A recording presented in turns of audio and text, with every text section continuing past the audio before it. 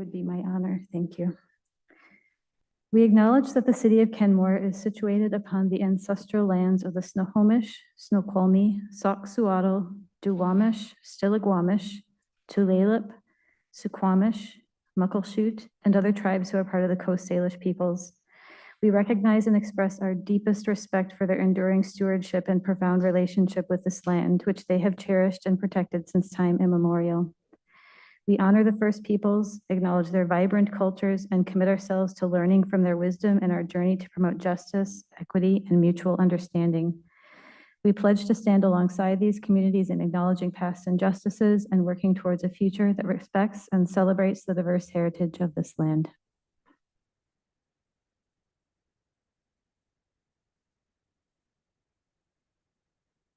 If everyone would please rise. I pledge allegiance to the flag of the United States of America and to the republic for which it stands, one nation, under God, indivisible, with justice for all.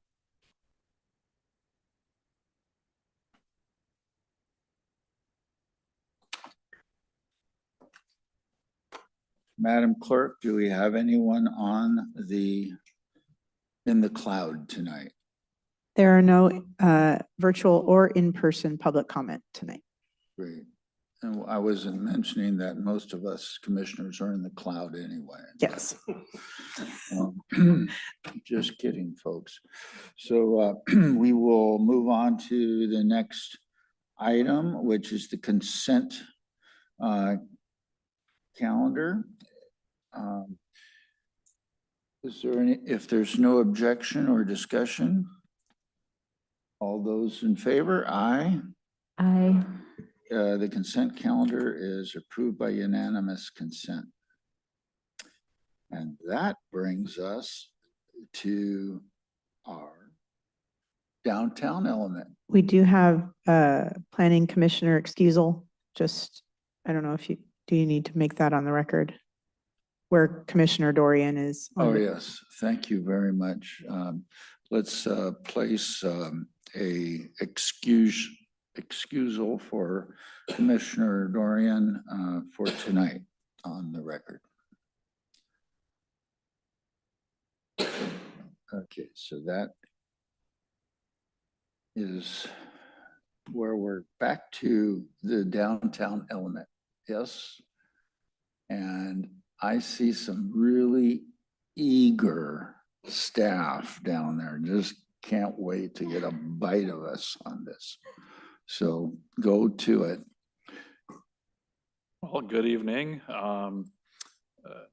Last time we reviewed the downtown and community design elements, it was way back in April, beginning of April, believe it or not, and time has flown by. Of course, when you're having fun doing the comp plan, it just goes by real fast, doesn't it? So I mentioned in the memo that this will be the kind of second review of both of these elements. We were also considering on bringing back the natural environment element, but because we got some additional feedback from Fish and Wildlife, we need to take some time and do some initial review and additional changes to the elements. So we'll bring that back at a future meeting. But tonight, this should be plenty for us to go over. So we'll start with the downtown element. And in your packet, you'll notice the set of changes or comment sheet for both elements, and your comments as well as staff responses to each of those items. So we can go through those, or if the Planning Commission wishes to, address any specific sections, we can do that as well. But Chair, does that sound reasonable to go through the issues in the matrix, or? Okay.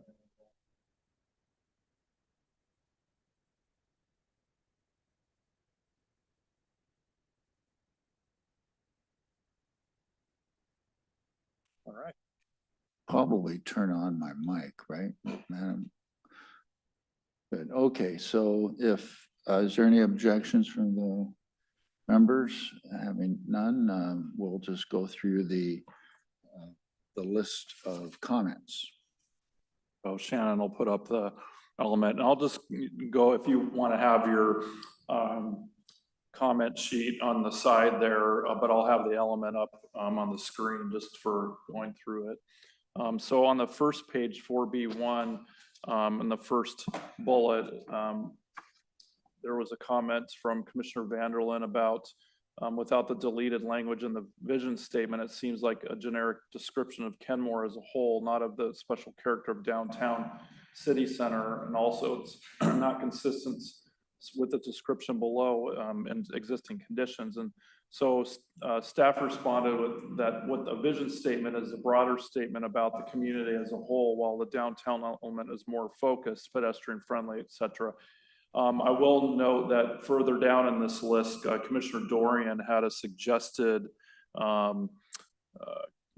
vision statement that I didn't mention that I'd like to have this reviewed upon with the commission. So once we get down to that, that can be up for discussion, whether that language that Commissioner Dorian has proposed or something similar to that. So we'll move on with that one.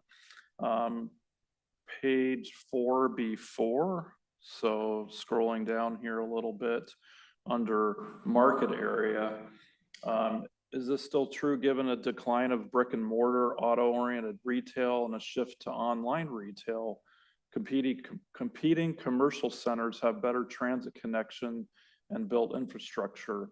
And staff's response is the city can continue to monitor ongoing economic trends through regional and state reporting, as well as any project-specific actions that the city council may direct staff to complete. And see new policy DT 1.4.6. And so let's see here. Roll down here. If I can do page down.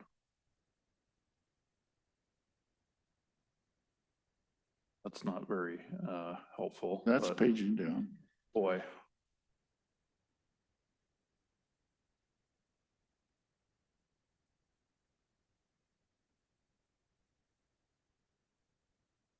Point 4.6.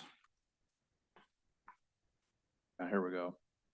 So this says monitor ongoing economic trends to anticipate future development opportunities and assist the city in amending development regulations.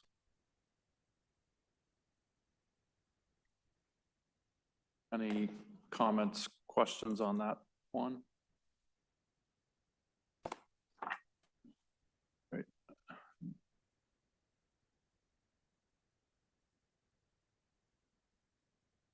So the next one on 4B4 again, market area. Commissioner Vanderlyn commented, does not describe downtown. Lake Point doesn't exist. Waterfront is industrial today with no plan or economic reason to change. And staff responded saying, yes, the market area currently describes Kenmore in a broad sense. This section notes the future potential for downtown redevelopment and market area expansion.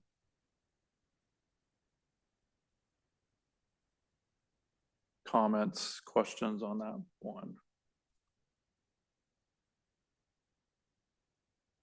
Moving on to the next page, 4B5, demand for development type. So kind of down toward the middle to end. Commissioner Vanderlyn, another comment. Neighborhood commercial development, how is this relevant to downtown? And staff's comment or response to this is described here as a way to tie the other commercial areas within Kenmore, not specific to downtown, that play a role in the overall economic importance of the community.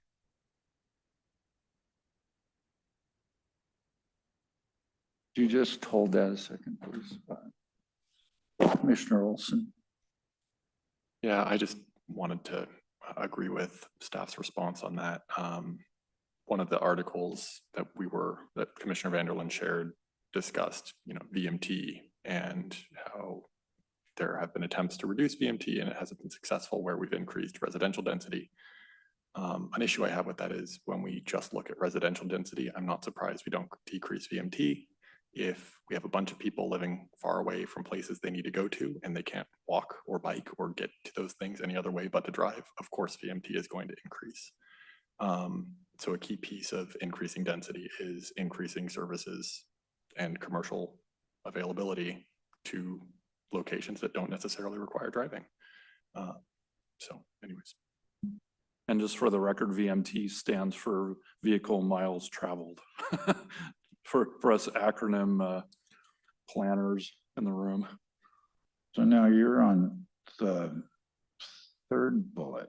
So are we showing only, yeah. Oh, there it is. my apologies. Yeah, I just wanna starts make on sure that we're section, talking but the this right one. page, yeah, went to the next page. Okay, so next one we have on page 4B12. And why I can't scroll down, but let's see if this works. Yes. Land use district. And first bullet, downtown commercial, which is actually right here, 4B11 actually. Downtown commercial, emphasis should be on commercial retail uses that take advantage of high density housing, pedestrian orientation. Again, another comment from Commissioner Vanderland, and staff's response was the current description as noted is consistent with chapter 1825 KMC.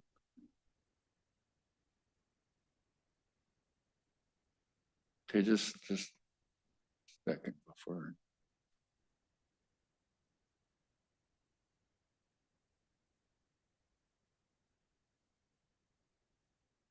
Any further comment? Okay, next. Oh, you did, okay. All right, this might just be a clarifying question.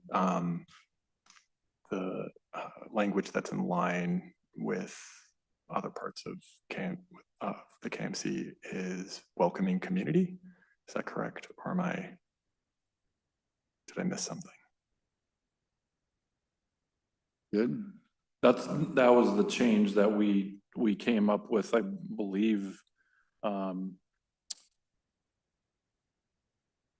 Or was it at the last meeting, or no, this would be staff change. This was something that I think you and I amended. I think we'd taken out small town feel throughout the document, so it's making it consistent. Okay, that makes sense. I just wanted to make sure I understood that. Okay. On to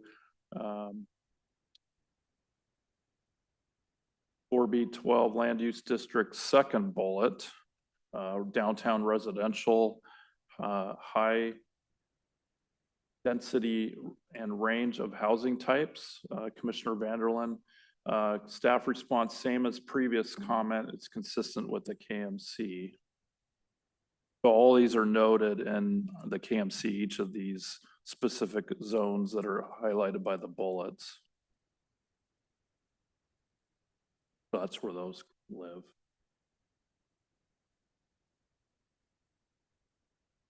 Any questions on that one? I think we're good.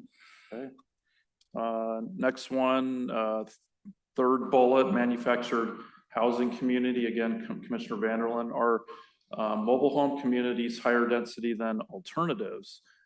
Staff's response, not necessarily. This section recognizes that some mobile home communities should be preserved. They are one type of higher density housing in the downtown corridor that allows for more affordable ownership. Commissioner Banazinski. This is just a question of clarification. Are they considered higher density because there are more units per lot than are otherwise allowed? Is that why they're higher density? Or is there some other reason? Yeah, it's largely the number of homes on the lot. Mhm. Thank you. So may I continue on that question? So in this case, the lot, of course, is smaller and it's still, quote, a lot. So therefore, we got more lots, small lots next to each other, which each has a manufactured home on them. You know what I'm trying to say? It's one lot.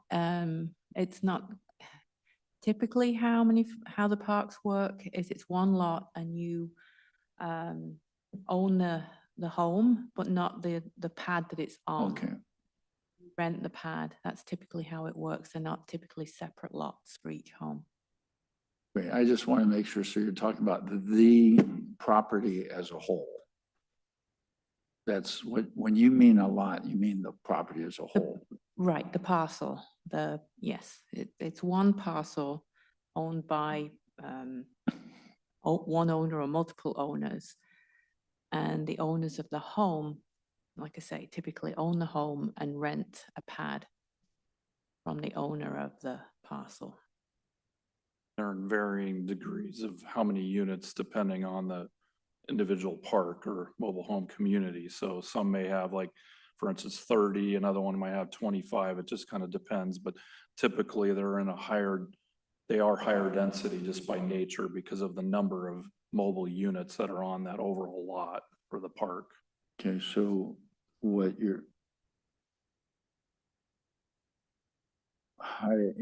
okay, so I'm trying to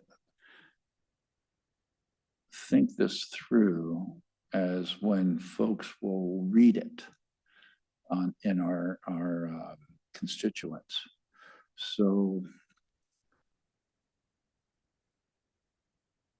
wouldn't it be another way to say this is if you were to take not the number of manufactured homes, but the number of actual residents in that lot?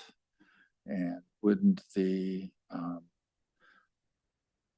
square footage per resident be much smaller than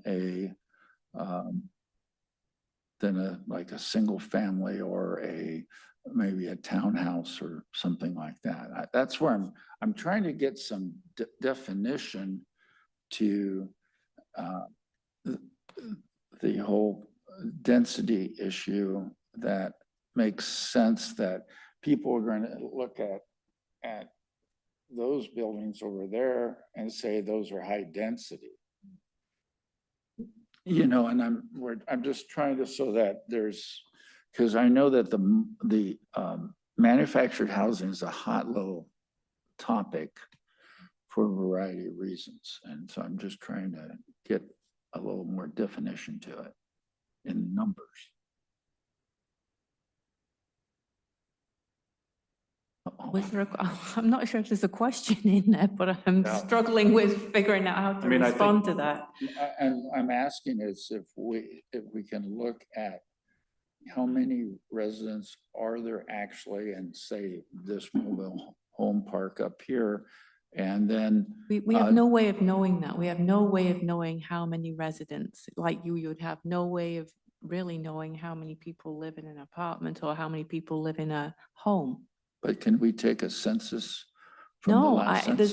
There's no way we can get that information. That data does not exist. It does not exist to know how many residents are living in a park. Don't know. It's not available that I can find that data. And I don't even know, even if I could find that data, how that would help answer this question. Which I'm not clear what the question is. I'm not trying to be obtuse here, but a lot of people, not a lot of people, but some people say what we should be turning the manufactured home parks into is tall 6-8 story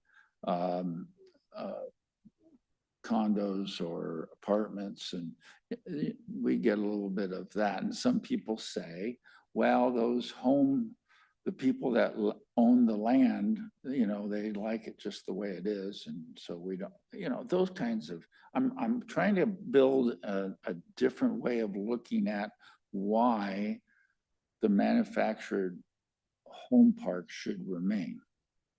I think one of the main reasons is it's an affordable ownership option.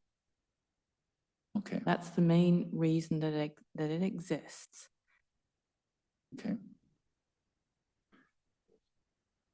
I think the question is why it's part of the downtown element? Is that what your question is? It is part of the downtown element because there are several Districts. communities, mobile home communities in the downtown.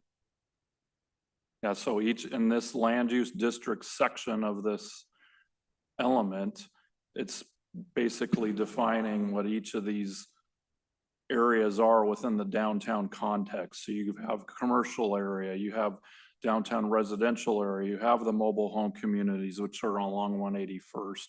You've got regional businesses. So in the context of the downtown, this isn't the housing element per se, or the land use element per se, where we're looking at more specific data on affordability and things like that. That's to come in the conversations that we'll have later. But just for the purposes of like, these are what we're finding within the context of downtown. That's really what the purpose of this is. That's really it.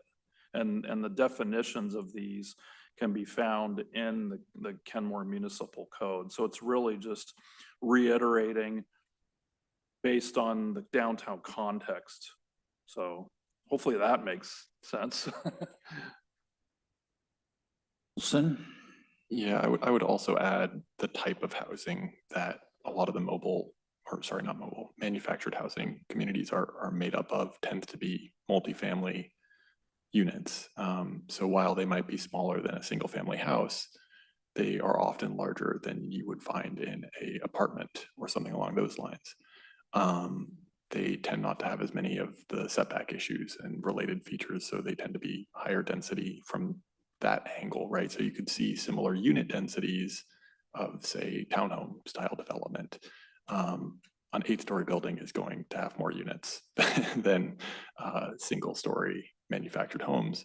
However, an 8-story building's cost of construction per square foot is going to be significantly higher than a manufactured house would be, even accounting for land. So at that point, it's more opportunity cost that's being weighed than anything else, at least from what I've seen with them. And it's kind of a complicated, not kind of, it is a complicated issue, because there's kind of this push and pull between a vision for downtown where we might have more large buildings with street level commercial, et cetera. And that would undoubtedly increase density and housing supply, but it doesn't necessarily increase available low income housing stock without very careful consideration, especially for families. In my opinion, that's kind of the crux of it. And how do we balance that in an equitable manner that doesn't result in gentrification, frankly? Yeah, anyways. And again, just if, you know, not to want to get down a rabbit hole, because we can quickly get down that, but we're not talking about the housing element per se. I know there's concerns with the types of things that are happening in here, but this is just showing from a land use district perspective within the context of the downtown area, what currently exists, and know that, you know, this isn't the end all be all of the downtown element, that this is a breathable element. Comments that were made, which we can talk about from the ULI, are up for discussion, and then the direction that the council gives us as well on what we do with the future downtown plan, not the element, but a future downtown plan, because that's already been implemented, right? The 2003 plan. What do we do? That was the purpose of the ULI document, is to give us some ideas and start thinking about, you know, what do we do with the next phase? So think of this as like, these are the things that are currently happening in the downtown, but I wouldn't get too overly worried about each and every one of these in terms of their, viability or things like that. That can be a further discussion possibly for policy level and housing or something like that. So hopefully that gives a little bit more context. Thank you. And then the next bullet or next comment from Commissioner Vanderland, same section, regional business and mixed use master plan requirements. He mentioned that this is aspirational. How would no change 5 to 10 years out impact planning for the viability of northern quadrants?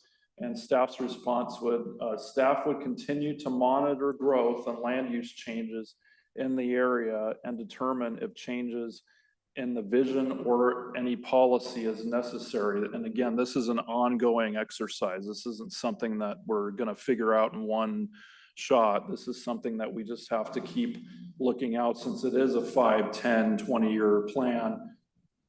We're always going to be looking at this, and if we need to make changes to this document or others, we'll continue to do that with, of course, the Planning Commission. So hopefully that makes sense. Any questions on that one?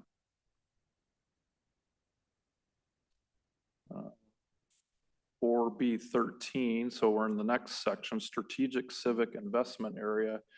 Commissioner Vanderland asks, does this assume the city will continue an active role in land use development? If so, should we say so?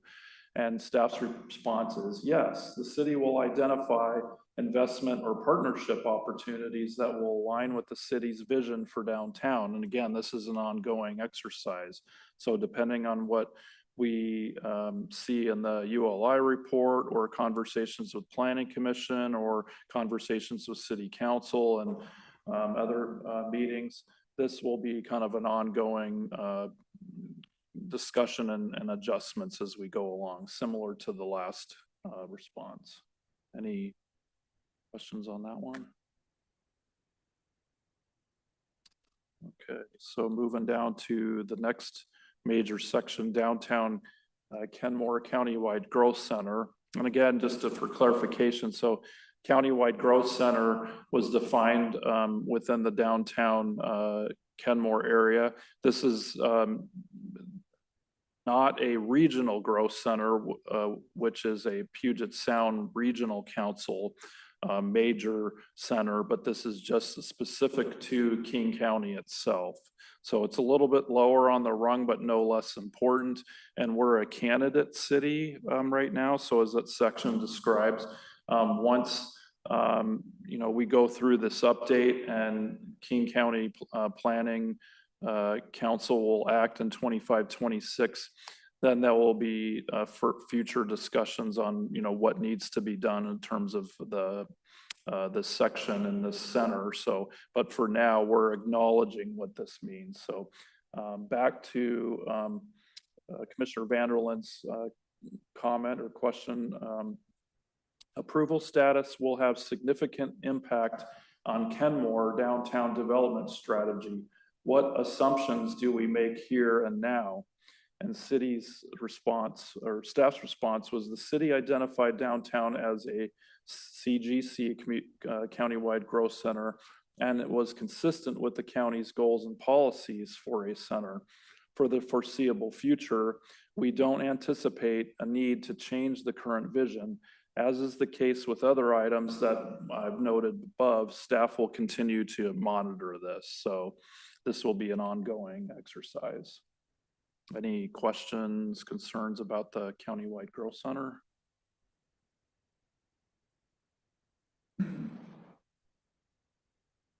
What I heard you say is that the city is acting as though we have, I say this loosely, have been designated one and we're implementing those guidelines already.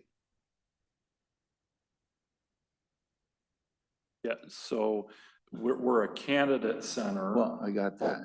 Yeah.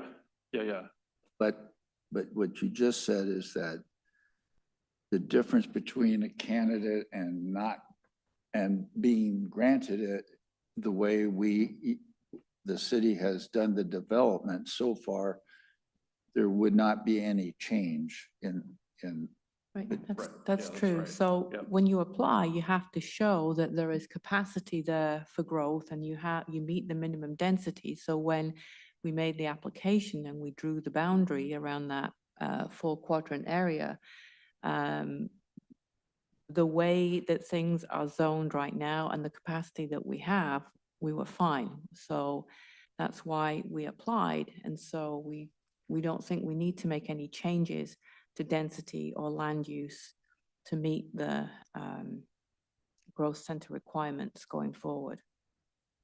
and that makes perfect sense. Maybe I'm missing something, but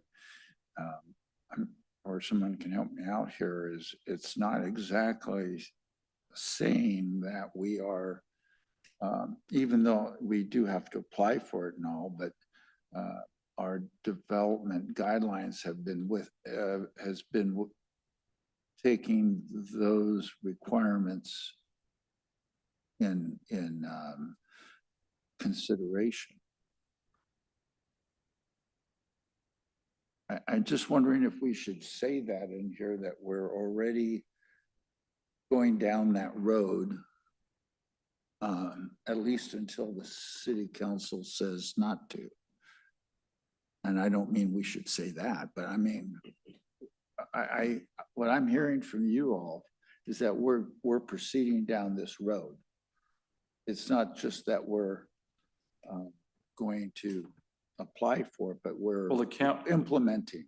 the county has granted us as a candidate center, so they already know that this process has been established. And then once their process from 25 to 26 is completed, then that's when we will no longer be a candidate center, which several other cities are candidate areas, because this is a relatively new kind of program that they have, unlike the PSRC, which has been around for decades. But we're already a candidate city, so there's nothing that additionally, as far as I'm aware, that we need to do to show. And so once the next step comes, then that's when we'll be an official countywide growth center city. And whether or not we need to establish a sub-area plan or something to that nature, they need to develop their own criteria and policies and all of that, which is still under establishment because again, it's such a new process. Okay, So- I'm fine. It's not worth going more down this rabbit hole. Let's see, so next, 4B18. Oh, I see Commissioner Olson. I was thinking about that and I'm going to go slightly more down that rabbit hole, sorry. Oh, my rabbit hole is now your rabbit hole. All right. I guess from what Dwight is saying, and I would agree with this, especially because from what I can tell, this is concurrent with other objectives and policies, right? It says as previously mentioned, but just some note saying, regardless of whether or not we are designated as a candidate, or we are designated a countywide growth center, we're following similar policies or something along those lines. But just making a note that, you know, regardless of that occurring, these are the policies we're pursuing, right? And that's in line, that happens to be in Or line with we're that. using them as guidelines Yeah, for our policy, maybe. yeah. Anyways, just I'm just trying- not making a definitive statement at this time, just saying it might be worth mentioning. Anyways, I'll stop going down the rabbit hole now, sorry.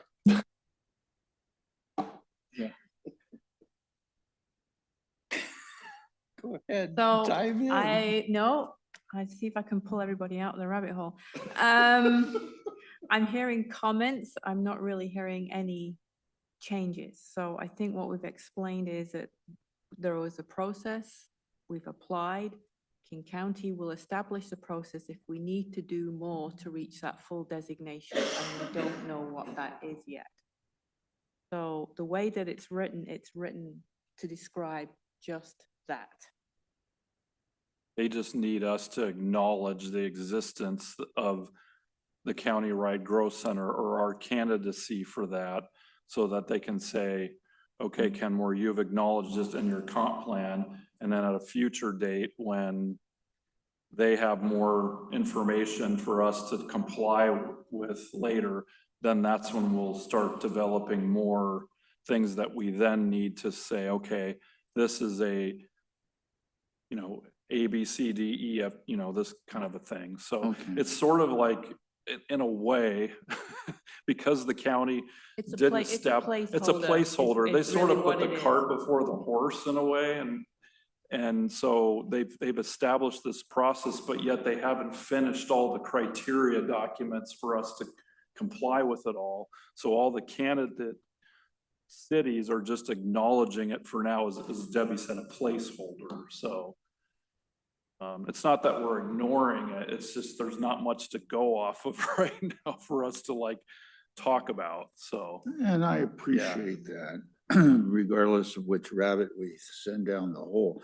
I'm just slightly concerned, and maybe there should be a short response made for the city council when somebody in the public hearing sort of asks this question, so that they have a simple, well, you folks will have a simple answer, but I'd just like to see that's all. Some people look at this after the experience we had in November, December. I'm a lot more sensitive toward seeing what details may not be quite so evident to others as it is to us. And I'll defer to Debbie, but I'm assuming that council's fully aware Oh, yeah. of the whole Yes, countywide yeah, growth. they center. had to give They had approval to- for they us, had- for us to apply. they had to We just apply didn't for it. do it off our own Yeah. bat, so they knew what we were doing. So if this question comes up about, you know, what is the growth center? What does that mean? We can give an explanation that it's a placeholder. We applied, we met the criteria. When more information comes, it might require additional amendment to either the comprehensive plan or more study or plans to implement it. It's unknown at this time. That would be kind And of not my only that, response. it means that we're very likely to get some more funding by taking that designation, I would think. It might help. Yes, it might help. That's a gopher hole. Yeah. All right. Okay, moving on to 4B 18. So I've scrolled down to that section on your screen.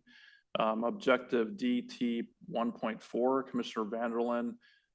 We need something here that balances the cost of development incentives, including taxes, fees foregone, infrastructure, and other city investments, against the city's need to generate new revenue sources to fund the cost of current and future service levels, structural budget deficit.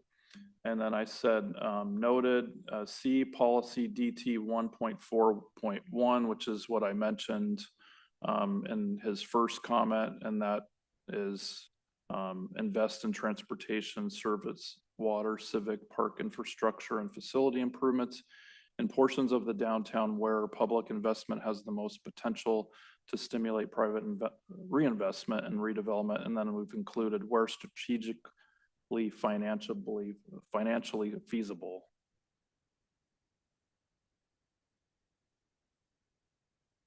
Any further comment? Hearing none, next. And then objective, again, objective DT 1.4. Incentives and investments in support of downtown redevelopment, including tax and fee concessions, must be budget neutral.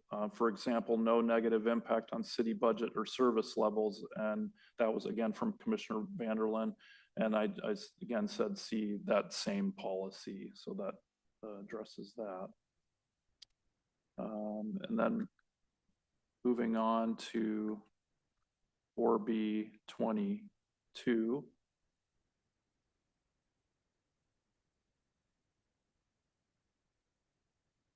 To qualify for mortgage financing, this is Commissioner Vanderland again. To qualify for mortgage financing, owner-occupied condo units require compliance with different building codes. Does policy seeking diversity of housing choices include condo development that would facilitate family wealth building? And I said, need more clarification on that. So I don't know if that's something that the commission wants to discuss in his absence, but that's kind of where staff left that one. So specifically, we're FB 22. Now which policy? 22, that's 21, FB 21. I'm trying to figure out which. He didn't give me, this was just his verbatim comment. Oh. And he didn't specifically state a policy or anything, but he just commented on that page. So I don't know if it's specifically tied to anything, but that was. Could you repeat what he said? I mean, I think he's referring to objective DT 2.5 because his comment refers to housing choices. Oh, okay, yeah.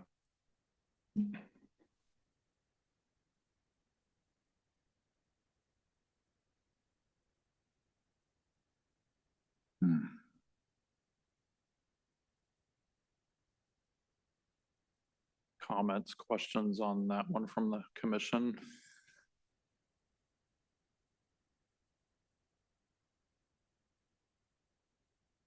Go ahead. Oh, thank you. I suppose I would agree with his sentiment to try and look at ways to encourage ownership in various ways. I know there's other things besides just condominium associations. Oh gosh, I think I actually sent you an email about this a while back, and I am spacing on some of the options, but I believe there's other options that can incentivize ownership as well, and I would be interested in seeing. Maybe I'll have to wordsmith something and share it later this meeting. Some language to try and incentivize or encourage. I agree with the variety of housing, but that seems to be targeting the form of the unit, not necessarily if it's a unit that can be owned, right? So you could get a bunch of rental units without the ability necessarily to own housing. From my personal understanding, and this could be misguided, so take it with a grain of salt, condos have also been less likely to be constructed than an equivalent rental apartment building due to some like legal liability issues to the contractor. So some language there to try and note that we would, if not incentivize, maybe make it easier for ownable units or ownable housing stock and construction for that. Anyways, I'll think about it more and wordsmith it, but I agree with the sentiment. It could be something that the commission comes with some language, and then at the next meeting, or assuming that this would go to a hearing, of course, additional language could be added to the document prior to going for recommendation to the council. So I just didn't want to assume on, since Commissioner Vanderland is not here tonight, what the intent was, so. Commissioner Olson. I was actually just reminded of a comment from Commissioner Dorian from our previous meeting. Or actually, I guess not last meeting, but the one before that, where we were discussing missing middle, and he was asking if there was potentially a way for the city to help HOAs amend their oh gosh, what are they called? Not covenants, but Covenant. CNRs, thank you, CMRs. And covenants and restrictions, right? yeah. And that would be something along these lines, right? Allowing them to build additional housing stock that are ownership opportunities is, I think, kind of the, not the idea, but a piece of it, right? To encourage ownable housing stock or the development of ownable housing stock. I think we need to kind of remind ourselves that we're in the downtown element and not the housing element.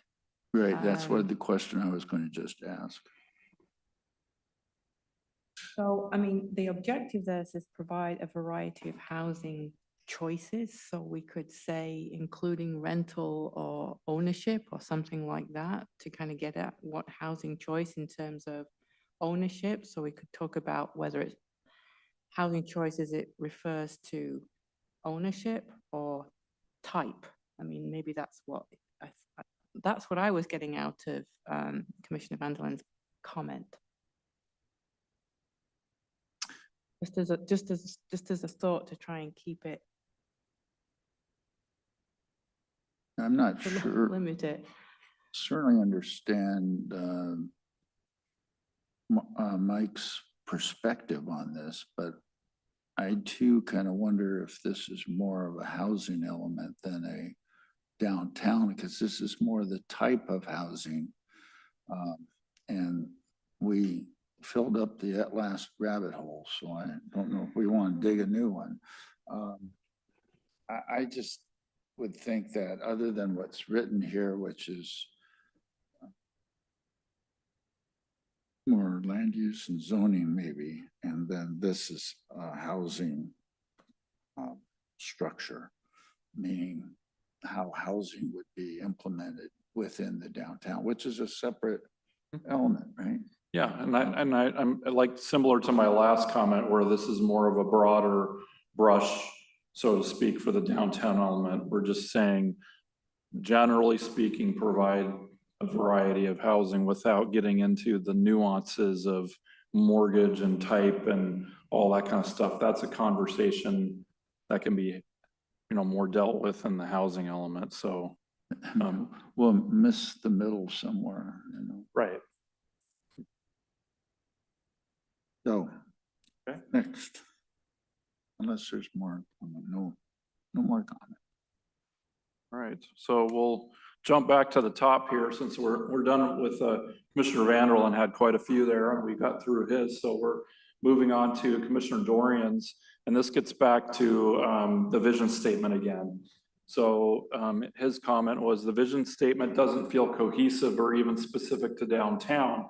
And he suggested specific language, which in my response, I said I'd like to seek direction from the Planning Commission on whether to add the specific language. So his, and it's in your packet, but I'll state it for the record. Kenmore's downtown should be the fun, vibrant, and inclusive hub of life and the focus of future equitable growth in Kenmore with its own sense of place that accommodates and enhances the unique downtown neighborhoods, which will intentionally offer differing mixes of commercial, higher density, and affordable residential and mixed-use development alongside civic, cultural, and park spaces, all of which should be pedestrian-friendly and make the most of the proximity to Kenmore's waterfront by maintaining the available physical or visual access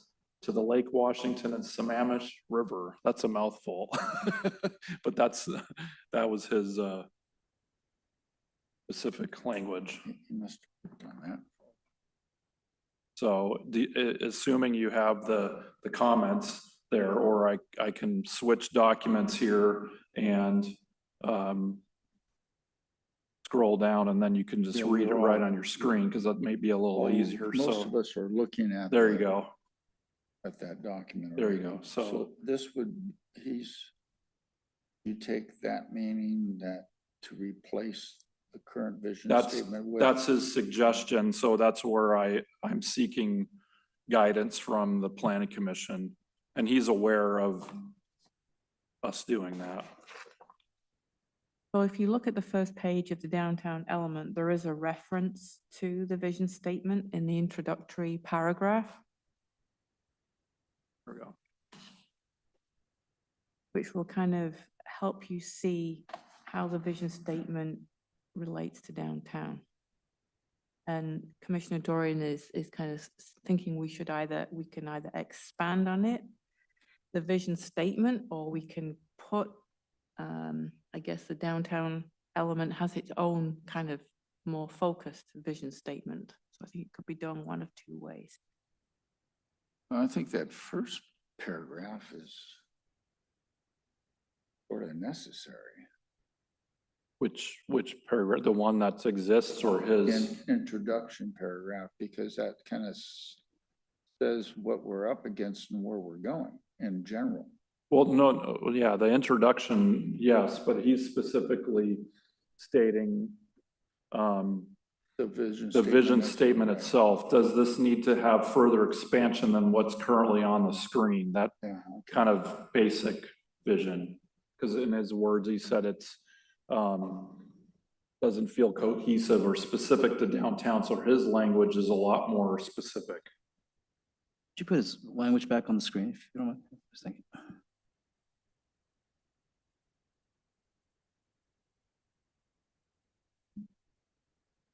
Question. Commissioner Olson.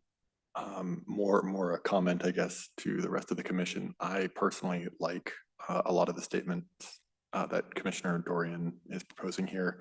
I would have a couple minor amendments more just to, I guess, try and make it a little more concise. So for instance, instead of having Kenmore's downtown should be the fun, vibrant, and inclusive hub of life and focus of the future equitable growth in Kenmore, just saying Kenmore's downtown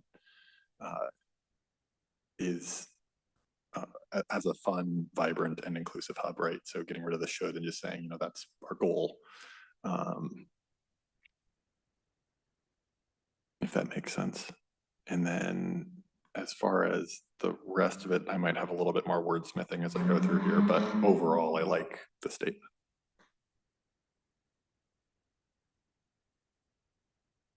Any other comments? Commissioner Benazinski. This is a question to help me think through this issue. I don't recall us having the vision statement and the introduction of other elements. Is there a kind of historical reason why it was put here in this element? I think this was just as an illustration of how the vision statement, which applies to the whole community and kind of sets the stage for the elements. So that's why we just kind of excerpted that piece. We don't have to do that at all. We can leave it out. We could put in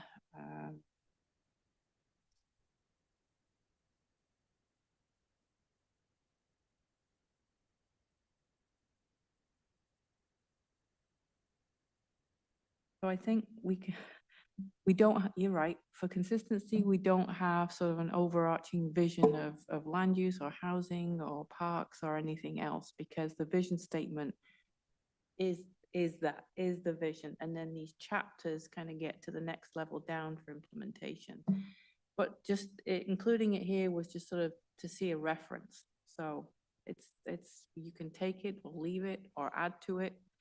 But I don't think we should be changing the overall vision statement itself.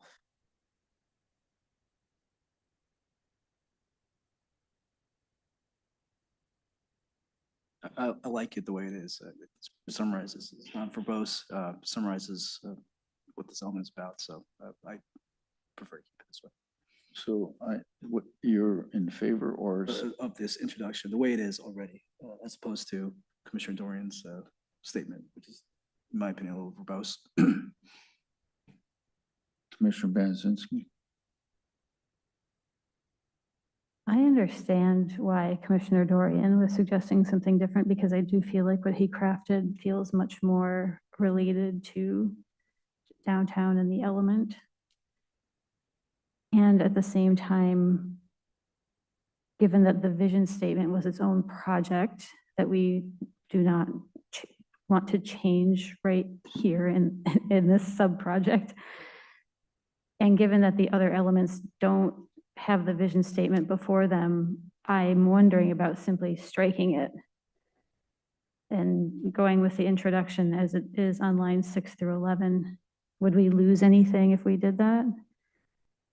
Again, that's the discretion of the commission. I tend to agree with you, Commissioner Banashitsky, is that of the vision statement is a well-crafted,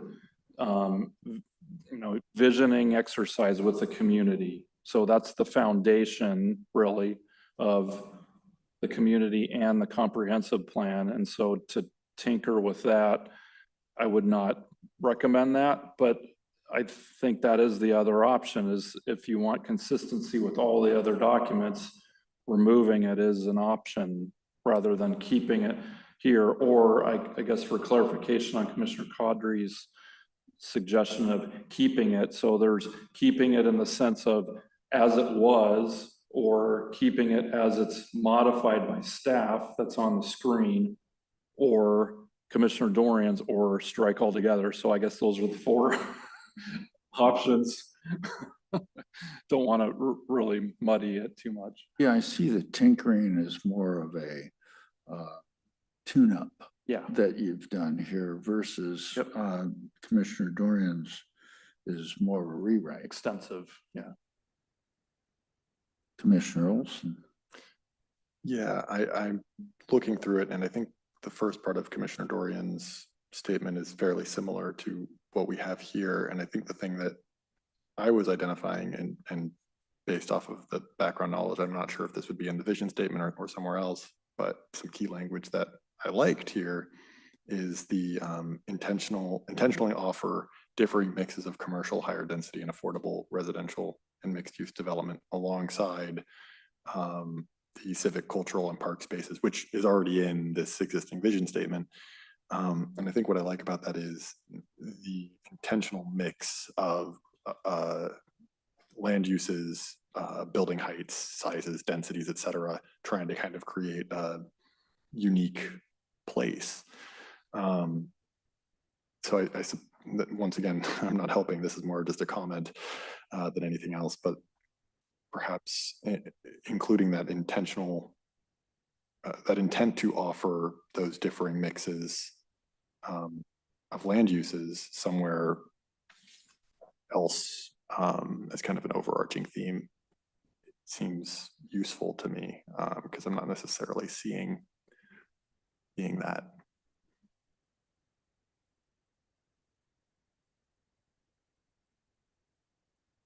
Commissioner Banazinski. I think in my read of the downtown element, I was hearing all of the things that you just mentioned, Commissioner Olson, in the policies, goals, and objectives. And so I think they're there. I agree that this is a nice summary. At the same time, I guess I'm thinking through like the structural integrity of our document, what it means to create a vision statement, what kind of place it has in like the organization of our planning. And it feels like it has a very particular place at the top. And we don't have vision statements for other elements, and I don't know if it makes sense to get into the business of creating them. I don't know that that adds anything to our planning.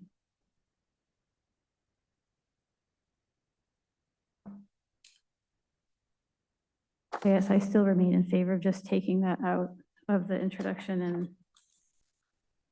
computer closed. Oh.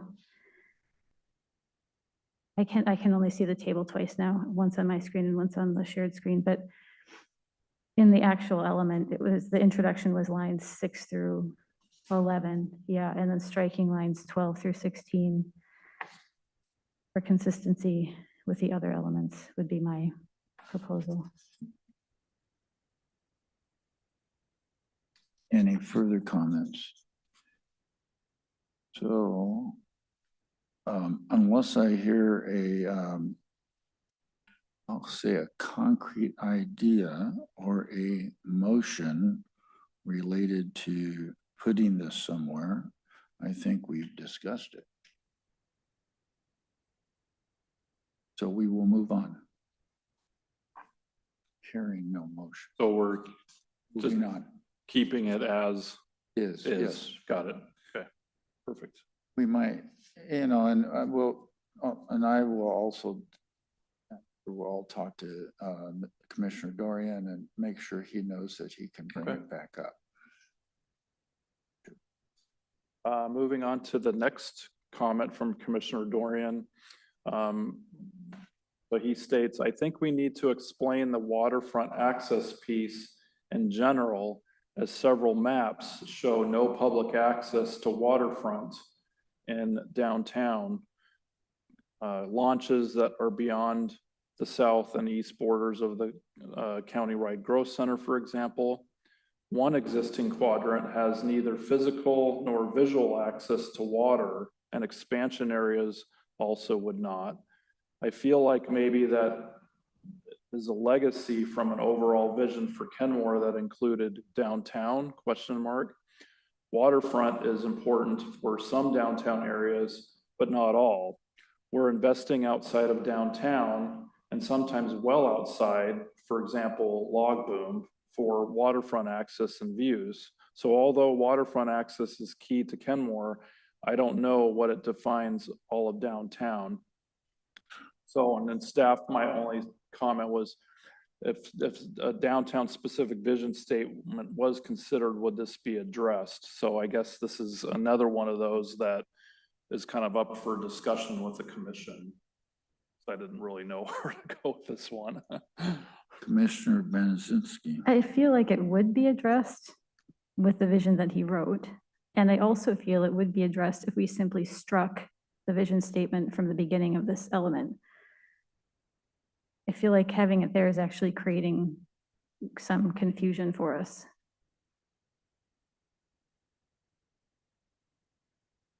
So your proposal is to strike the vision statement in the beginning, period.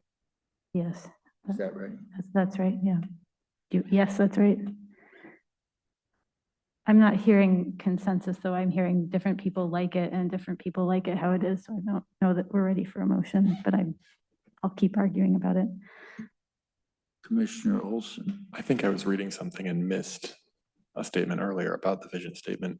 What was the process that led to this being added originally? So the vision statement and just about any comp plan process, or it can be a standalone, there's a visioning exercise that's conducted with the community to revisit or relook at the vision statement.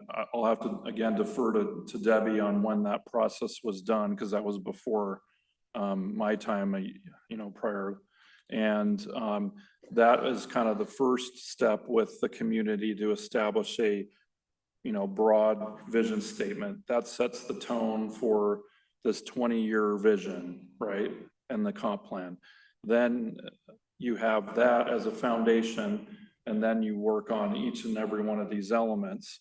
And the question is coming up to whether or not we need to or want to consider having a vision statement for specific elements or not, which I'll say as a professional planner, that's not the case in pretty much any jurisdiction, is to have a specific vision for any specific elements. You have one vision statement for the entire document, and that's it. The entire document, meaning the Entire comp plan, right? Comp plan, Or vision for the community, because then you're not muddy. I don't want to use that in a bad term, but like confusing, having too many confusing or conflicting things that then could possibly diminish the overall vision, if that makes sense. Mr. Bannon, go ahead. I would, at this point, I am agreeing with Commissioner Banasinski to delete this on the vision statement, because I think the vision statement should be left alone. I think it's, I leaning towards that we're tying ourselves in knots here to solve a problem that we've created ourselves, because I think it would be easy to strike it. I don't think we would be missing out. I think the vision statement broadly addresses these things, and so I would concur to take it. The one view of this is to take the downtown element page that we're looking at and striking lines 12 through 16. I believe that's what, is that a motion? I move to strike lines 12 through 16 from the introduction of the downtown element. I second. Seconded. It's been moved and second to strike lines 12 through 16. Further discussion? And just for the record, the staff have no objections to this. No. All those in favor indicate by saying aye. Aye. All those opposed, nay. The amendment is adopted. Okay. Thank you. Yes. No, it's good. We came to a conclusion and we did something. That's good. All right, so the next comment, which I have on the screen, just so you can follow along, Commissioner Dorian, we introduced 3 frameworks for thinking about downtown on page 1, which is the one that we have up on the screen, but then others throughout without guiding logic as to how they intersect or maps to help visualize them. That makes the line from vision to frameworks to meet the vision confusing. For example, we have a countywide growth center, larger downtown area, a downtown core, quadrants of downtown, of which downtown core is one, north and south of 522 splits for local and regional commerce set by Lake Point, and land use districts, all introduced separately throughout the document without a guiding framework. If we want to use them all, I think they should be introduced at the start of the existing conditions section as a type of glossary. But do we also need one ring to rule them all, as it were? What is guiding framework for thinking about how we achieve the vision for downtown? So staff responds. It's a good thing he's on vacation. Is that the staff's response? He's got a lot on his mind. I bet you he's tuned in. He's probably watching from wherever he is. So staff responded, the countywide growth center currently covers the 4 quadrants as it's drawn. The city should consider the need for a focus strategy to identify unique implementation measures for the 4 quadrants. And so again, discuss at meeting. So this is up for discussion. Commissioner Banaszynski. I wonder if what we really need is a map. I wonder if that would help address these things. If there were just a map that showed how all these things relate to each other, you know, how, like the whole downtown shape with the quadrants in them, how that connects to the countywide growth center. Yeah, because that's a lot of words there that I think would be very easily understandable in a visual. That is quite a paragraph. The map is the one ring to rule them all. It's probably almost more than Sod would put in his closing statements. It's not in there, no, but I need to find it. Oh, you can't in here, so we can't get to our files? I didn't, sorry. I didn't put it in that transitory folder, so you won't be able to find it. Oh, okay. So I think what I'm hearing from this is there a way to illustrate this? So we can take a look at that, Todd, as I have an idea, but yeah. yeah. If I may, maybe the thought of having a, in his little terminology here, is a, can't even reading it makes me laugh. But something like, just definitions or something like it suggests, he's suggesting, so that certain key words that are used and little phrases, we could maybe define them in a glossary so that people can read the glossary. I think if we just change ring to map, that could work, and you have a map with associated glossary per Commissioner Banasinski's point. I think that would make it quite clear which areas we're talking about, where the limits and boundaries are of them. And it could also make any specific policies towards a particular quadrant or area or region as defined by that map more easily identifiable, I guess, as to what we're discussing. We're not going to solve it tonight, but I think that what I'm hearing is there a way to illustrate how these things tie together? Or, yeah, illustrate, right? Or whether it's a map or something, or, Yeah. we'll have to come back to you on that. And just to, in seriousness, to circle back around to the beginning of Commissioner Dorian's comment there, he did suggest that he would be okay with a map. He brings it up without a map to help visualize them. So I feel like even he probably would agree with us about a map being useful. Commissioner Wyrick? I'm also Mike wondering, if we shouldn't start referring to the Lake Point area as maybe the land of imaginary opportunities. Oh, I could tell summer has really started.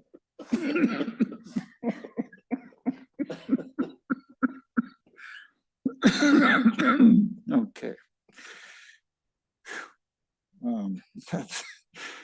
We could put that somewhere in the comp plan. All right. I just, I feel for you about all these different colors that you're gonna have to end up using on these. Well, we'll let us take a shot at it.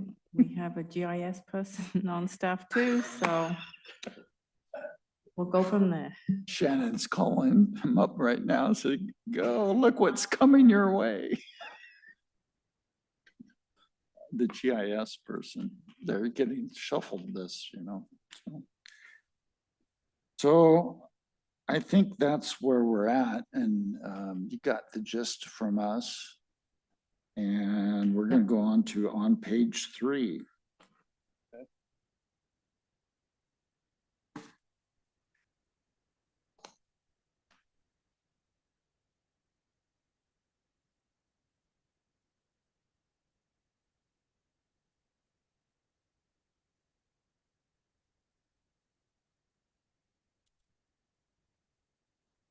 So on page 3, halfway into the bullet pointed issues, they're no longer issues anymore. They become some positive or neutral characteristics about downtown.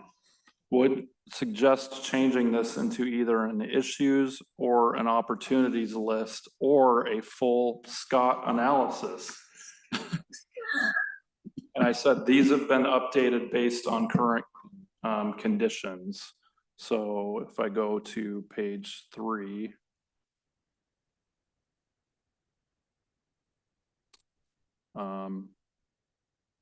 yeah, these things are all been updated based on how things stand today. So these are existing conditions where he's saying that these aren't really issues.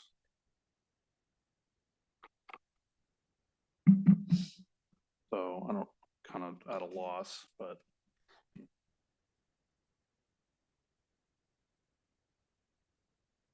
I think we've went through this list yeah, I before. think we did.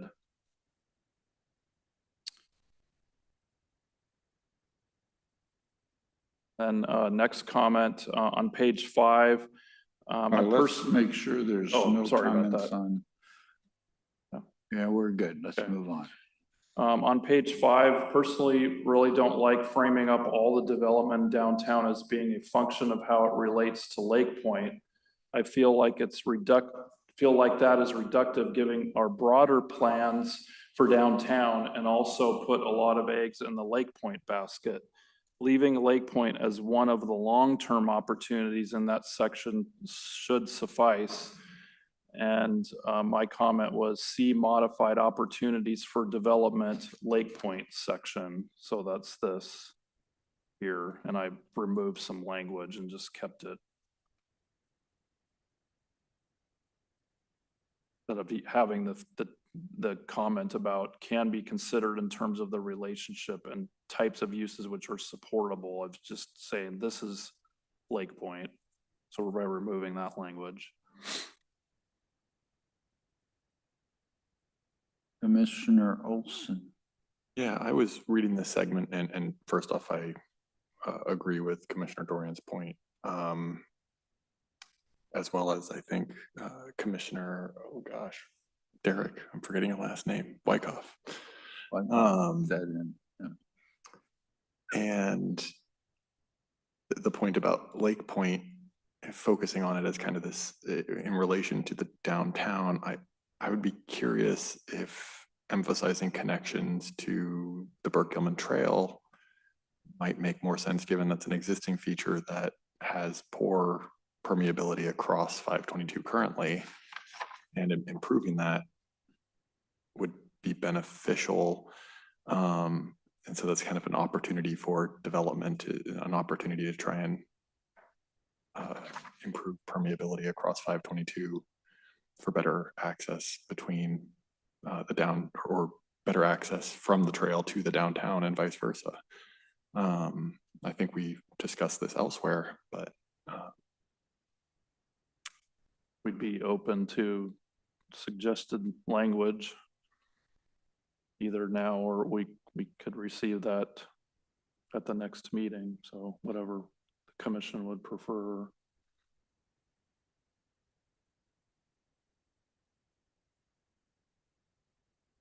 So you preferred language. Yeah, so as Commissioner Olson had previously, that he'd come up with some language, this could be another one that he submits for the next meeting for consideration once he comes up with, or it could be discussed now if there's something like on the fly, which I know we've sometimes done, so. I don't hear any on the fly suggestions at this point. So we'll maybe put a little check mark and, oh, the fly has landed. yeah, I think the way I would phrase this is, while Lake Point may include some traditional neighborhood scale uses, the existing Burke-Gilman Trail and waterfront can be further connected with the existing core north of SR 522 between 61st and 73rd Avenue, which should continue to capture the food and miscellaneous retail spending by residents north of SR 522. And then again, on that end, add this could improve connectivity and downtown between the waterfront and trail, the existing downtown between the waterfront and trail, as well as reduce future barriers for a potential development.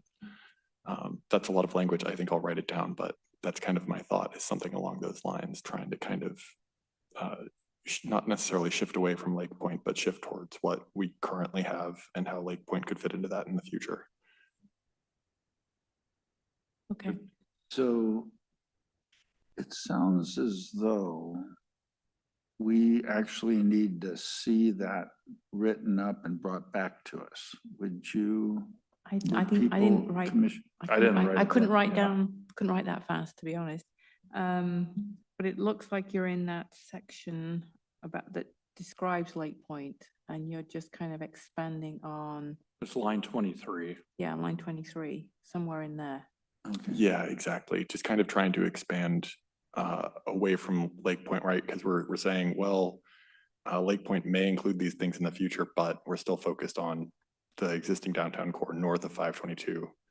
And I think there's an opportunity somewhere in there to discuss how, regardless of whether or not Lake Point is developed, better access to the trail and the waterfront could be looked into much sooner.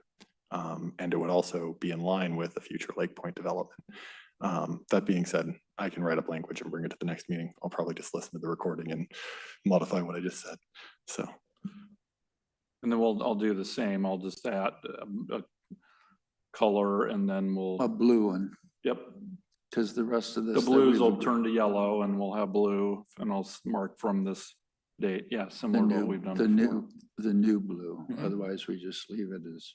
But I think it's going to be something separate to Lake Point. It sounds to me it's not Lake Point, it's sort of a new section which talks about the trail and circulation and how to link things, and it's right from what I heard. It could be. But if you wouldn't mind, because I there were a lot of words in there that I didn't catch. So if you want to take a look at that section, and I guess if the commission are open to that language, which either will expand on Lake Point's role or add a new section in terms of access or something about opportunities for development, and Olson take the lead on the language, and then we'll bring it back for. So if there's no objection, we'll allow staff to develop some language for us for the next meeting, and I'm sure Commissioner Olson, you are to talk to the staff as much as you want. All right. Yeah, and I just took a quick look to make sure I wasn't missing anything. I agree. I think a new section probably makes more sense in context with the other opportunities for development. It seems to me like something that would be separate, or we don't necessarily need to wait for Lake Point to see how to get across 522. But in any case, he'll come back as a pointer. So we're going to move on to our next one. Oh, Commissioner Banazinski. Yeah, all this is making me think of something I think of every time we come across a conversation about Lake Point in any of our elements, which is that I do feel almost like we need to have a larger conversation, which I know is happening in some ways in some parts of the community, but it does feel to me that we mostly just kind of tinker around the edges with Lake Point, when what I wonder if we really need to do is think about whether the vision that has been held for the past 30 or so years is possible, and or whether we need to re-envision what is really possible rather than just continuing to tinker around the edges. And that's not something that's easy to do with a few, line edits here and there. That is a much bigger policy question. Right, yeah. About whether the vision of Lake Point should remain. Right, yes. I guess right now we're seeing if the approach will play out. We don't have an agreement with the property owner for purchasing any property, whether it's for the shoreline restoration and or for the park, or an agreement on whether there could be a partnering agreement to look for a developer for the rest of the property. Mm-hmm. So until we have some kind of commitment from the property owner, which then would it be consistent with the vision, that approach would be. If nothing works out, then I think that's a bigger question for should there be a different vision for Lake Point. Do you have a sense of how long we might need to wait on that question? especially just, I'll be really explicitly clear, especially in the context of WashDOT now using Lake Point as a staging area for their construction. And I don't know how long is that going to take? How long will they be there? I believe it's 3 years. Yeah, so we wouldn't be able to move as a city on anything there until after WashDOT's done. Well, not necessarily. I mean, I think even if we had an agreement with the property owner today, it would take several years before you would be actually building something on the site. Mm-hmm. So I think, you know, if you look at 3 years, it seems like a long time, but it's not. So I think even if there is a lease, that it would not preclude pursuing something conversations. separately or on a parallel path. Mm-hmm. So it might not be 3 years on top of 3 years. It could be 3 concurrent years. But, Yeah, okay. but again, Yeah. all this is dependent on reaching agreement with the property owner on terms for purchase. Mm-hmm. Yeah, and then all that's to say is that I feel like when I read this, I have line edits that I could make, but in some senses, I feel like, again, that just feels like it's tinkering around the edges when what I sometimes really feel like is, I'd say the issue is deeper. So sometimes I don't even know how to approach this topic, frankly.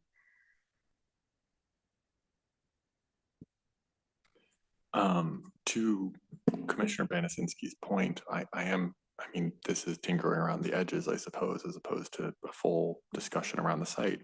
But reading this development opportunity, it's very focused on residential, commercial, and recreational uses for a broad market area, and isn't necessarily looking at the context, the environmental context of the Lake Point site. I know there's an application for funds, it looks like, to have a restoration area on Lake Point, and that would be something that, to me, it's not development in the term of developing the built environment, but more restoring the natural environment. I'm not 100% sure it necessarily fits in there, but having that as a portion of the Lake Point section, just maybe pending and natural use or environmental restoration, something along those lines. I don't think these things have to be mutually exclusive. We can have both, right? But they need trade-offs, and they require trade-offs, and thinking about those in advance could be useful. That's something I'll play around with the language on to bring forward next time, because I don't really like the term natural area, but or environmental restoration, for kind of following the green strip idea actually from the ULI report, right? Expanding that to trying to kind of create a cohesive area, perhaps, where we have a green strip along 68th and then the edge of Lake Point and around, and connect that with the downtown to kind of create a cohesive downtown area surrounded by greenery. Now I'm just spitballing ideas though, so I'll come up with something more clear and bring it forwards next time. Just figured I'd share that with the commission.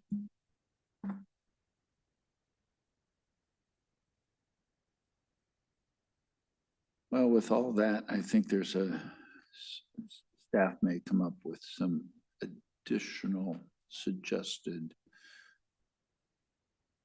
bits and pieces for us to consider the next time this is brought up on that whole topic. And again, Commissioners Olson and Banasinski, I do ask that you contact staff if you have some specific ideas for them to save them a little time if they like them. Well, next. A couple more, or a few more, Commissioner Dorian. At points in the draft, single-family residential is described as being intended downtown, but then it isn't described as one of the development types. We need to resolve that. And I just commented, deleted references to single family were applicable, so that's been addressed.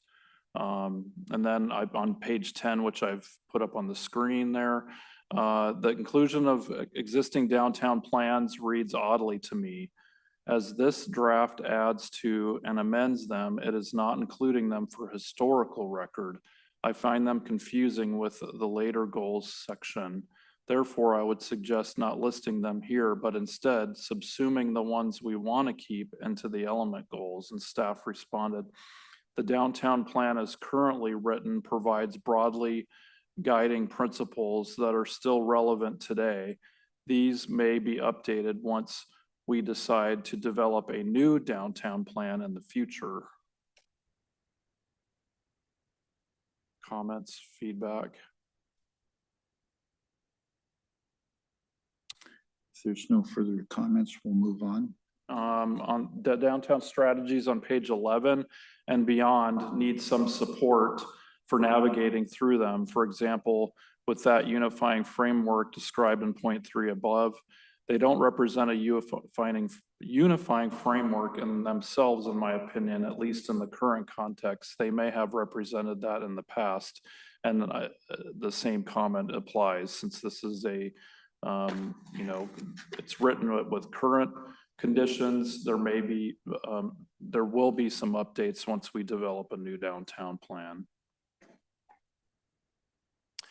And then the last comment from Commissioner Dorian, the ULI plan is a bit confusing at the moment without more context. I think there would be more clarity if we could just use the numbered bullet level and drop the letter bullet point for now until there's a full plan. For example, the framework of social, physical, and economic infrastructure and the definitions of those are really good, but the sub-bullets feel like an incomplete first draft. On this point, when can we see the report? And so I mentioned that we've removed the list for now until further direction by council. And the ULI report was released just last week or the week prior, and we've sent that to you. You should have received that for your review and comment. So we could take this time if you had any general comments or feedback on this point or the ULI information. So would this be a good time to talk about the ULI? Yes? Can do. It's Okay. your meeting.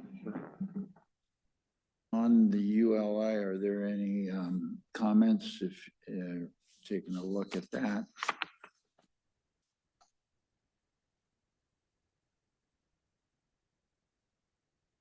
If I may, I'll start off.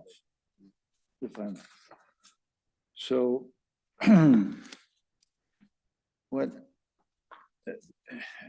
in all honesty, there's just nothing new in this to speak of. I don't see it.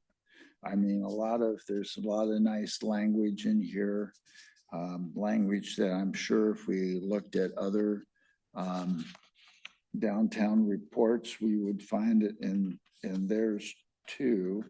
And I point to, as an example, I don't have to be picking phony about this, but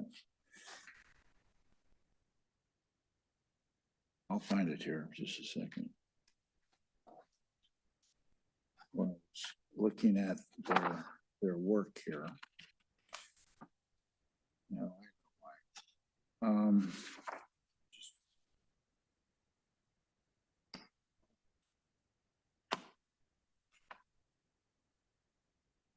no, I was looking on page, their page 19, and how to create social infrastructure across various real estate sectors, and they have this nice little chart. I just want you to point out that this chart is a generic chart. It's not a chart made for Kenmore, because if you look at the site down at the bottom, and honestly, when I think about how not all of it, but some of it is put together, it's just seems slightly boilerplate. At least that's that's they have some, you know, specific ideas on occasion. And anyway, that's one of my, like, they made this whole start on page 27 and wandering through to page 29, you know, a list of stuff that we're supposed to do to work on economic infrastructure issues. And, you know, a lot of this is interesting, but like they have one thing about having a incubator, a business incubator, which we've been down that road before. So that's not exactly a new idea. And so I there's not a whole lot here that I jump up and down and say, boy, this is really a different way of looking at it. I mean, that's just my. I found it interesting also that they suggest hiring a full-time business and art services coordinator.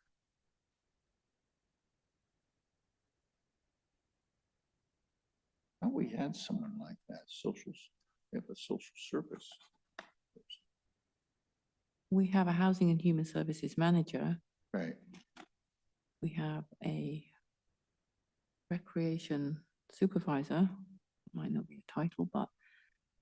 So, I mean, the purpose of the ULI was, it's a snapshot. It was 2 days. We asked them key questions and these are ideas. This was not a completely in-depth, you shall do this. This was ideas from a panel of experts over a 2-day period.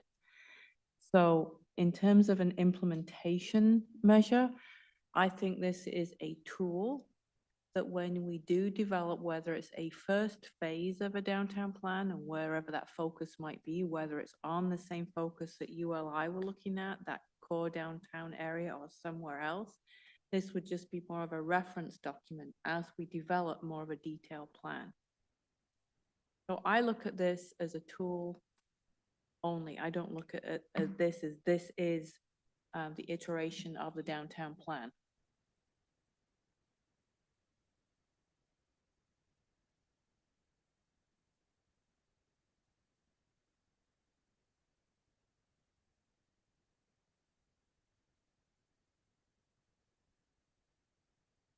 I'm sorry, Commissioner Olson. I would agree, Dwight, that a lot of this seems boilerplate. Sorry, Chair Thompson. No, I don't care. That being said, one thing that kind of stuck out to me is actually just the conclusion where it says we've, you know, Kenmore is not necessarily lagging in terms of development from our neighbors, which at first blush, I was kind of surprised by, but thinking about the urban form Kenmore had 20 years ago, or 25 years ago, the strides the downtown area has made is massive. And I think that's kind of the point they're trying to get at. And so I think part of the reason it feels boilerplate is we're already kind of honed in on some of the things they're discussing, which is a good sign to me in many ways. That said, I definitely think there's more specifics that, you know, we'll need to get into about how to take the next steps and continue this. Some of these items, I think, frankly, a lot of the previous downtown plan portions, I think there's a lot of it that's going to need to be kept just because there's that continued development from the places that have improved today and just moving outwards kind of from that well-developed core. I would also say something new to me that I hadn't really considered was that, you know, green belt, or having some sort of well thought out green belt. And to me, I would also love to see not necessarily like a shared use path, but some sort of high quality connector that's, you know, visually distinct along with that green belt, to try and get people to, you know, literally walk around downtown and have the ability, and not just the ability, but the the comfort in a clear place or vision where we want to have that connectivity or connections really. Yeah, anyways, I've got more thoughts, but I'm going to hold off for now.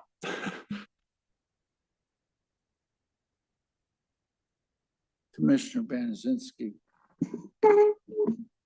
I largely agree with Chair Thompson and Commissioner Olson about, at least for me, having been immersed in planning in Kenmore for now 3+ years, this didn't seem groundbreaking to me. It's nice to see it all in one place. I guess it's nice to have collected the ideas of some people who are planning experts outside of our own community to kind of get outside of our own vision.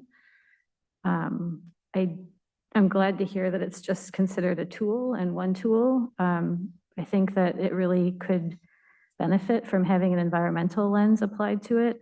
Even some of these things that I think these planners probably thought were environmental make me feel a little squeamish as an environmentalist myself.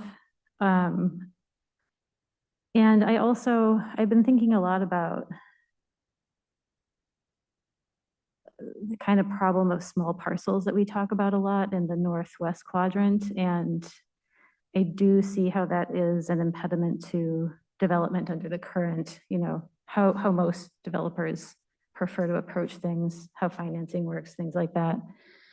But it makes me wonder if we want to kind of lean into something I think Kenmore is actually already pretty good at, which is taking advantage of like incremental opportunities for incremental change.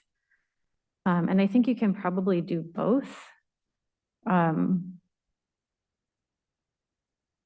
But I wonder if we could lean into that a little bit more, kind of rather than relying on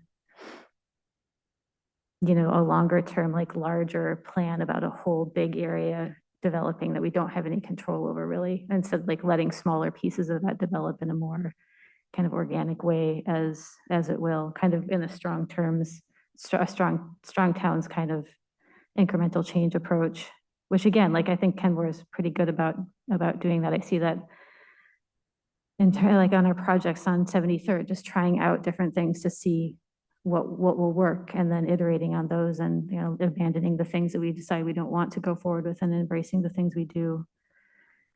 And I think it would have been maybe nice to see that kind of thinking as part of this tool, or we can bring it forward as part of as a tool if we feel like that's useful as a commission.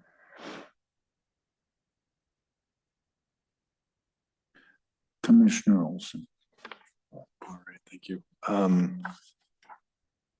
I just wanted to talk about kind of small parcel development and I'm not sure. I mean, I kind of skimmed through this. Well, I shouldn't say that. I read some of it and skimmed through other parts of it in a bit of a rush. So perhaps it mentions it somewhere that I missed. But part of the reason larger parcel developments tend to be desirable is from a connectivity and breaking up super blocks standpoint. And Kenmore has quite a few super blocks in the downtown. That can significantly impact urban connectivity, your ability to get around downtown. If you ever look on Google Maps, you will see lots and lots of desire paths, desire lines from people just cutting through other people's property because it's the most direct route. And so while I like the idea of smaller parcel development, I do think perhaps having a trade-off there or some incentive to get property owners perhaps to have an easement or dedicate some portion of the property for future connections to try and break up that super block while allowing for smaller parcel development might be a good approach, because then you don't necessarily need a bunch of parcels to be sold and combined to have a large development. You could have a development occur, an easement that's not part of that lot anymore that could then be used for a future connection between whatever types of developments we have, and be a little bit more incremental in that approach, especially because we don't have as many large parcels, and it seems like the ability to get them to get a number of parcels adjacent to each other and combine them has been difficult. I think the city's done this before with a development near us where they've planned a future connection, but they don't have the property adjacent to it. But anyways.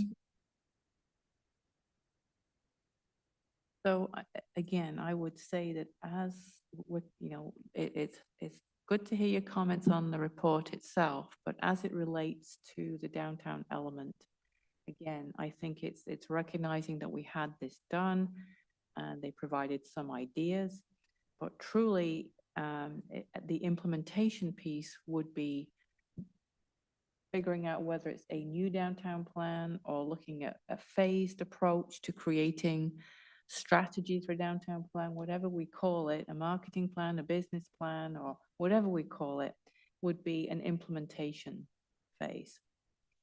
So again, I don't think we need to recognize too much of the recommendations. We can put it in there as a document, as a reference point, and then note that the implementation, when we go forward, we can either look at this to help, you know, give us some ideas, but that's really what it is. So I think the question then would be, again, as it relates to this, is as it's currently referenced, does it make sense, as we've shown here in the blue, is to strike out the recommendations right now and just leave reference to the report?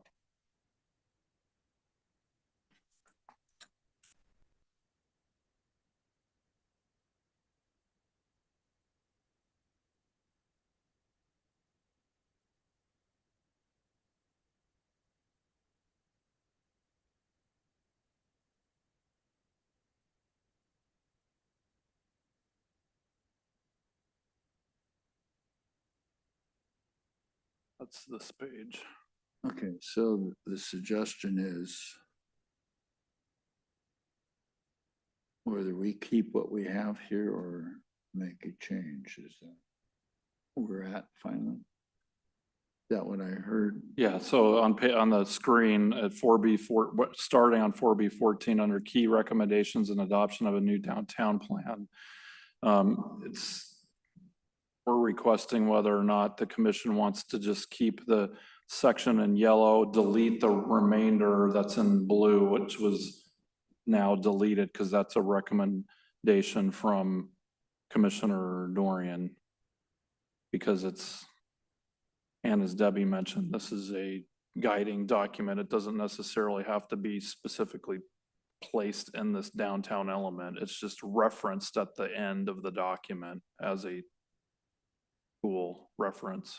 So the only thing that would just be the explanation of the ULA document. And so that part, to keep me straight here, is new, that line 24 through 31 is new tonight, or is No, that, that's existing okay, from so- last meeting. right? The blue, it was proposed to be removed. That's new. Okay, and that's, we are all in the, I see the heads nodding north and south, so blue is out. And we'll keep the other yellow then. Does that get you through this section? Okay. Commissioner Olson. And to be clear, this is still, the ULI report is still referenced in the appendix at the yeah. end. Okay, perfect, sorry. Yeah, it's Pretty at sure I the heard end that. of the references of this document. So the ULI report is noted. Okay, Which it's also noted in that paragraph. Yep. Okay. yeah, no, I just wanted to make sure that that's there. So moving on, Commissioner. Oh, I'm sorry, Commissioner Banazinski. Just one more question before we move on about the ULI. We all, well, some of us shared our opinions about it, but I'm curious about how you as a professional planner thought about it and if you found it helpful and if it would be helpful for us to have something pulled out of it for reference in this element as there had been before, or not. I think after more discussion and then Debbie's comments, I think it makes sense to just have it as a reference document myself. I was just putting this language in here as a consideration to think about having all this in there, but now that under further thoughts, I think it makes more sense to just keep it as a reference document. It's a guiding document to then for us to consider on the next steps of a development of the downtown plan. So it's a tool in the toolbox of many things. And this will be presented to council on July 15th. So that's coming up. 3 of the ULI members will be in attendance. So this is an invitation to some or all of you. And again, it's just a kind of higher level look and consider the context. You know, it was 2 days. This is not a deep dive by any stretch of the imagination. So it's going to be very high level. It is what it is, so it's a toolbox. But yeah, I think that the suggestion of removing it makes sense now, in my opinion. So we have all arrived at consensus, it sounds Yes. like. Okay, great. Yeah. And then the last comment of the downtown element is from Commissioner Wyckoff. And that is DT 6.3.2. Alternative pathways, additional trail suggests to include micromodal transit policy. And I said, see transportation element policy T 2.5.4. And I don't have the transportation document, but it is noted there. So hopefully that addresses your concerns. And that concludes the comments that were provided from the last meeting. So now I'll open it to commissioners if there's anything additional of the document before we move on to the next one. Right. Anyone have specific call outs right now? Commissioner Olson. I'm sorry, I was trying to do that as like a give me 1 second and I will. There was Okay. something I noticed Well, earlier and I'm trying to find where it is. Give me a minute. Banaszewski, are you ready? For something? Okay, Commissioner Banaszewski. My first one is related to, it's on page 4B1, lines 33 through 35. I was trying to untangle that sentence. It seemed to be like 2 different ideas for me. So I took a try at revising it to preservation of existing manufactured home communities provides. Oh, are we supposed to be taking out single family references here in the downtown element? I still have it. Okay, so what line numbers are we on? 33 through 35. Thank you. Preservation. So here's what I had, and I got tripped up by single family because it's still in my edit, but preservation of existing manufactured home communities provides single family affordable housing opportunities downtown, period. Planned partnerships on city property will bring additional affordable housing downtown. I think I was trying to separate those 2 ideas because I got a little confused reading them together. And then there's the issue of, are we striking single family from the downtown Yeah, element? Should and we do that? I'll make a note to just Okay. make sure I get rid of those. That's probably just a Yeah. remainder. If you have suggested language as Commissioner Olson's, please send it our way and then I can include it and mark it. All right. Yeah, I can send it to you. Yeah. And then one of my other things was, this was kind of happened throughout. I was trying to, it starts on.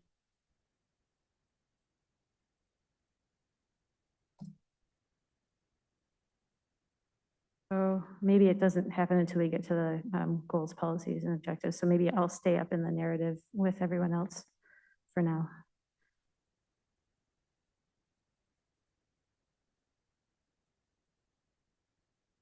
Commissioner Olson, are you coming up for a breath? I can't find it for the life of me. There was just a spot where we called transportation non-motorized, and I was looking at adjusting that to multimodal or Where are you at? micromobility. That's the thing. I can't find it now for the life of me, but I read it earlier this evening, so I'll find it and bring it up in a minute. Okay, so could you send an email to staff on that? Assuming no one has an issue with changing that, yes. I noticed that earlier when I was reading it too, and my feelings were hurt as well. Yeah, we'll be sure to mark it and note it so that everybody knows what's been suggested. Okay, folks, now that you're done with this part, let's just run through this. So what we're gonna do here is, if there's a blue item and there's no objection to it, we're going to just go right through it, and they're gonna change it to some other color so that we don't, because the blue means something from this meeting is the next one. So we're at 4B1. I'm just gonna read right through them and stop me if you have a comment. I can get my paper right. So 4B2.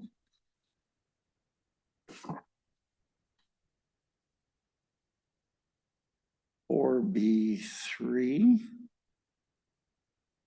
This is the extra sentences down through there, you'll notice. 4B4.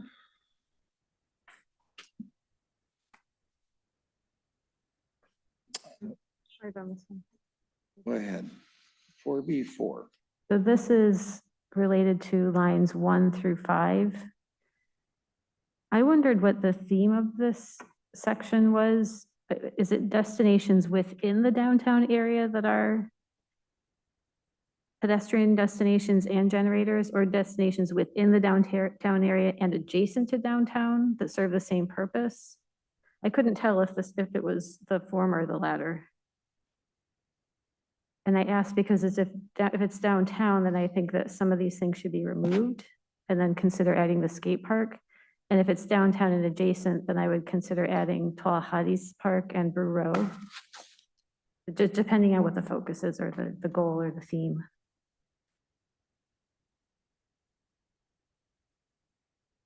So going back to the last page, it's titled Kenmore Urban Design Inventory Analysis. So, and the discussions focus, well, I do see this Talakwadis Park and a couple other parks mentioned in a previous bullet. So I think it's kind of a mix of things, but specifically to that bullet, I mean, I would say that those items that are listed there seem to be downtown focused. So you could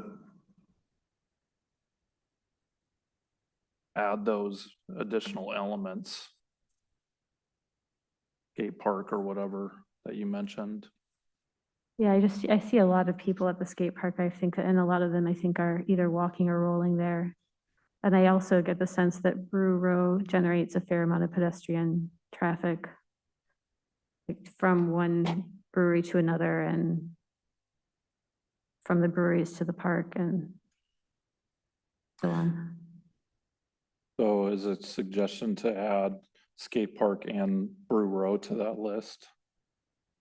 Yeah, and I guess if it's downtown and adjacent areas, I would, and you're going to include, or we're going to include Brew Row, I would also add Talahades Park.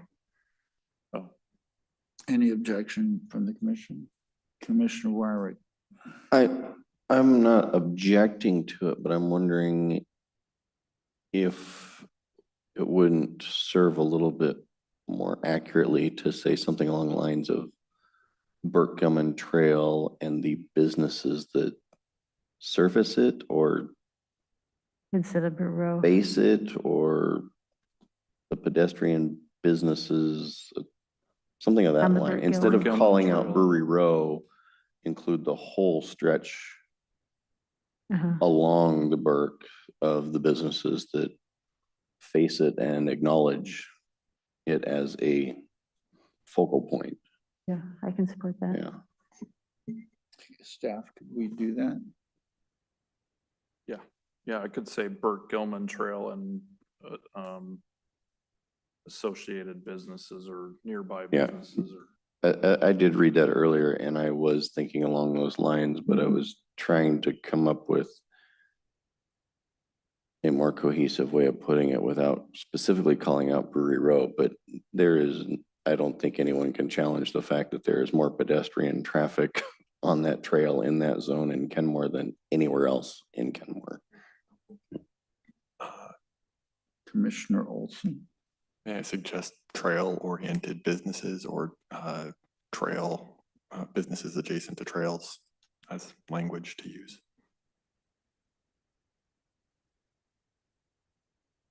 So if there's no objection, we'll leave this for staff inclusion in blue for our next meeting. And poetic freedom is provided.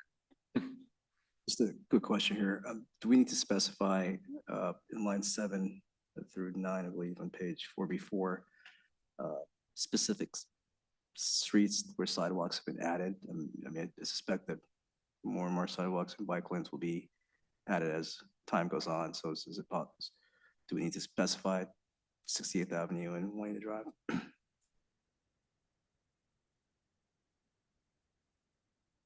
Maybe we do. We're line 7 through 10 7 through 10, on yeah. 4.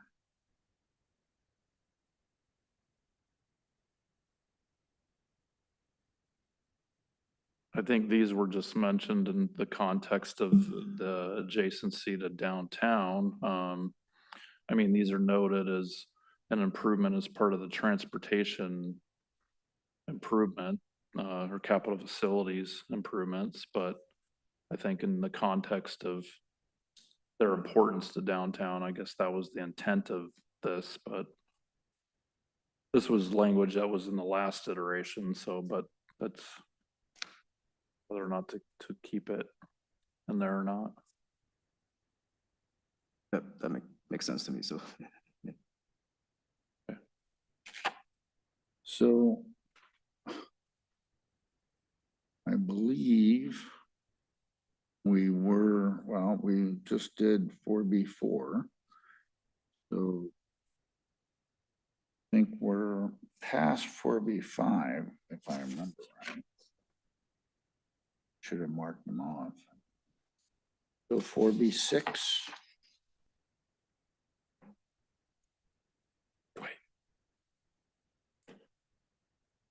Oh, all right. Sorry. Commissioner Olson, I'm just keeping track so I don't screw things up. Well, I was going to screw stuff up by going back to 4B4, Okay. line 18. So on line 17, it starts additional pedestrian crossings along Bothell Way could help break up the considerable distance pedestrians must currently travel to cross SR 522. And I was wondering if we could just put an example location in there, like 65th to me seems like a place where we would want a connection for peds and bikes, that there currently is not one. So just parentheses like 65th or something along those lines. And that doesn't, there could be other locations as well. But that's a key location. So at the end of line 19? Additional pedestrian crossings along Bothell Way could help break up the considerable distance pedestrians must travel. Parenthesis, or currently travel. Yeah, you're right. At the end of line 19. Apologies. Yeah, just a You parentheses. said such as 65th. 65th. I think there's probably a couple other locations that could go in that example, but that's the one that jumps out to me.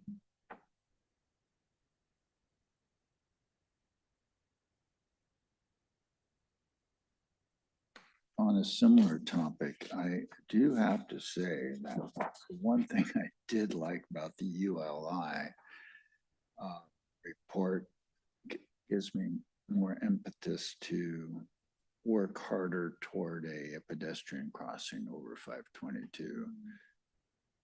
Of course, we've all felt that, but you read through all of our plan and then you read through their report, brief report, and that was really a big item that was consistently mentioned in order for us to use the economic potential of the Burkman Trail here in downtown. So I just wanted to mention that I'm rethinking my belief of whether that is really something that is possible or not, because it's going to take a lot of money from the state to do it. All right, so we're good. We're going to move on then. We're past 3. Past 5, and we're up to through FB7. Is there anything else in that area? Seeing none. 8 and 9 are blank. So we're off to 10. On 10. I found it. Oh, you found it. My goodness. Commissioner Olson, I am so happy for you. Apologies, I didn't even try to get your attention to get called on. I was just, okay. Line 13, adjust non-motorized transportation to and other forms of micromobility or micromodal transportation. Just add that in, right? Replace non-motorized with micromodal transportation. Well, yeah, just replace non-motorized with micromodal, really. Any objections? Absolutely not. And parentheses, golf carts, please. Thanks for that confirmation. See, the chief's last name is Moen, right? So maybe we should call them Moen carts, and that would get a little more excitement for those to be adopted. There we go. So that's 10, and now we're on to 11. Come back to 10. Commissioner Banaszewski. I feel like I may have brought this up last time we looked at the downtown element, and I think it's still not completely settled for me. I'm looking at lines 9 and 10. Address the different characteristics of downtown by encouraging regional serving development south of SR 522 and local serving development north of SR 522. And there's a very lovely footnote, which is very helpful. And even yet, I don't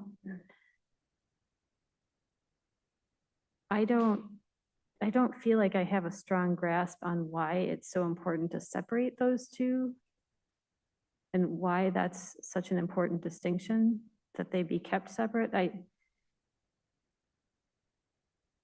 Perhaps I just need more conversation around why it would be good planning for us.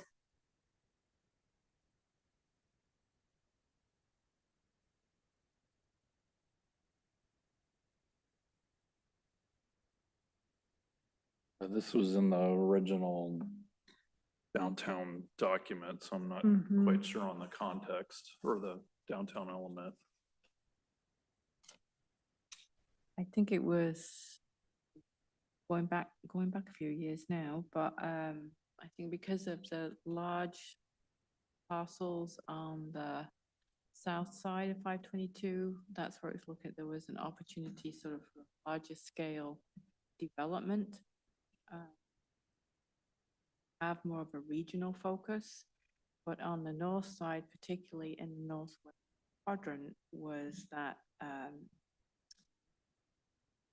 that's where originally the strategic investment area was, to try and create that downtown, whether with a civic presence in terms of library, the city investment in spurring that first phase of downtown with that 9 parcel purchase. So that's, you know, that's kind of the origins of it.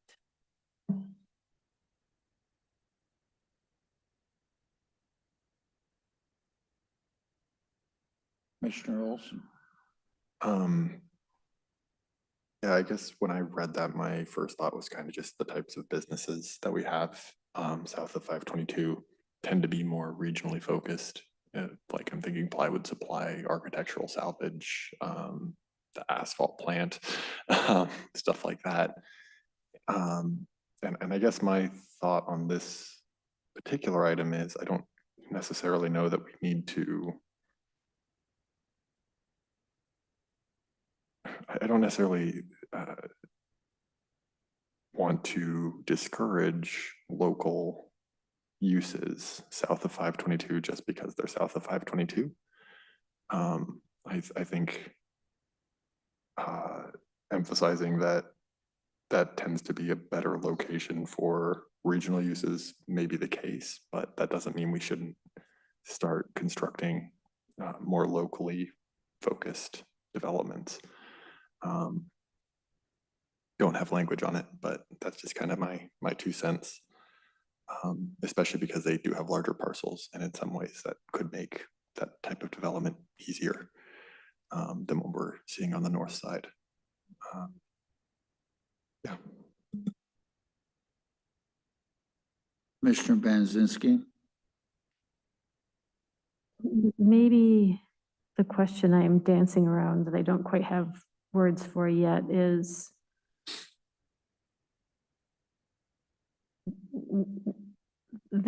it seems this 9 and 10 seems very focused on like that larger scale visioning and planning based on, it sounds, Debbie, like what kind of land has been available and what sizes of parcels.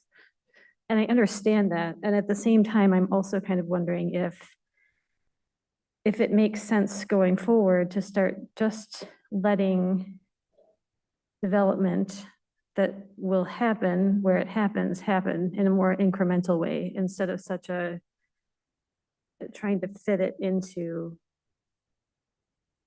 a vision that's really trying to separate things out, right? If that makes sense. Yeah.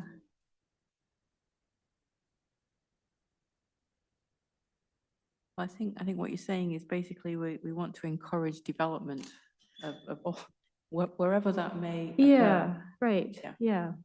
Mhm. So, I mean, we can certainly make it more general rather than make the distinction between regional and local. Again, that was a deliberate approach when the original downtown plan was put into effect, because we did not have we didn't have a downtown. So I think that was the main reason, is that we wanted to create a downtown for the Kenmore community, and that's kind of where this area started. But I think as we've done that now, we could probably make it more general Or about. strike it. No, because it's like you said, if you struck it, then it's just kind of a natural thing. You don't have that specific statement in there anymore, so. Is there a motion? I can just talk, I guess, sorry. I move that we strike lines 10 or 9 and 10 on page 4B10. Okay, on page 4B10, the motion is to strike lines 9 and 10. It's been moved and seconded by Nazinski. So I think this one is easy to tell our clerk exactly what we did. So is there any further discussion having been moved and seconded? You wish to discuss? Go ahead, Commissioner Olson. Could I amend my motion to also remove the note 1 at the bottom of page 4B10? Oh, yeah, that comes with it. Okay, I figured, Yeah, but for sure. Okay, It's so a footnote by association, so Yeah.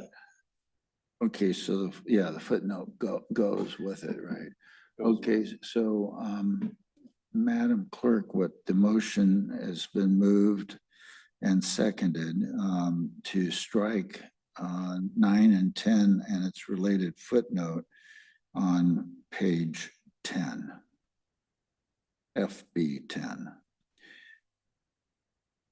Can I ask who moved it, please? Who made the motion? Olson and Benaziski seconded it. Okay, thank you. Okay, any further discussion? Commissioner Olson.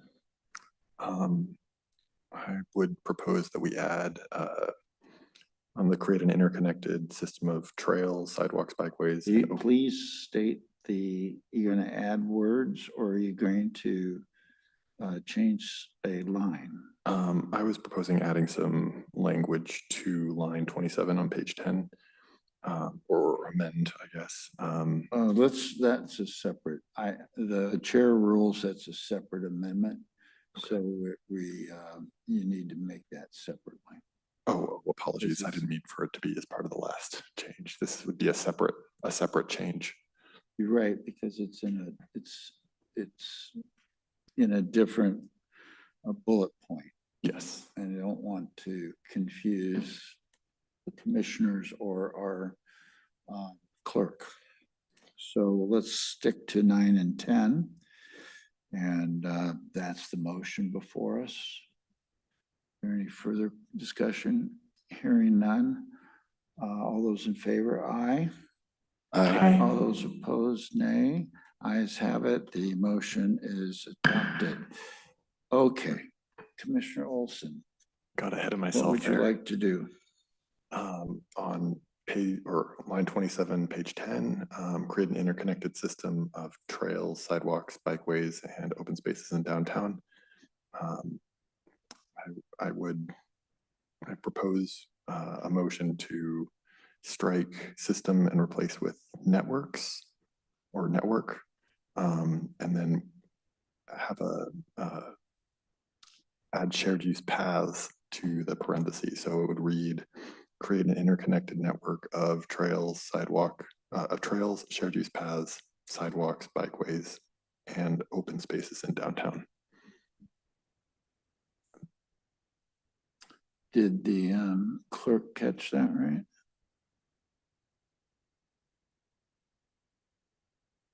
I'm not sure that needs to be a motion. I think that could probably be handled by staff. There's no objection by the commissions, so be it. Works for me. So that'll be a bluer next time. Okay, thank you very much, Madam Clerk. Okay, so 10. Last call, page 10, page 11.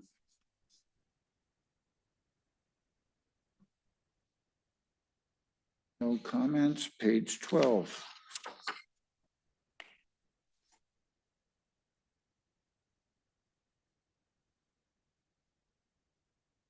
Page 13.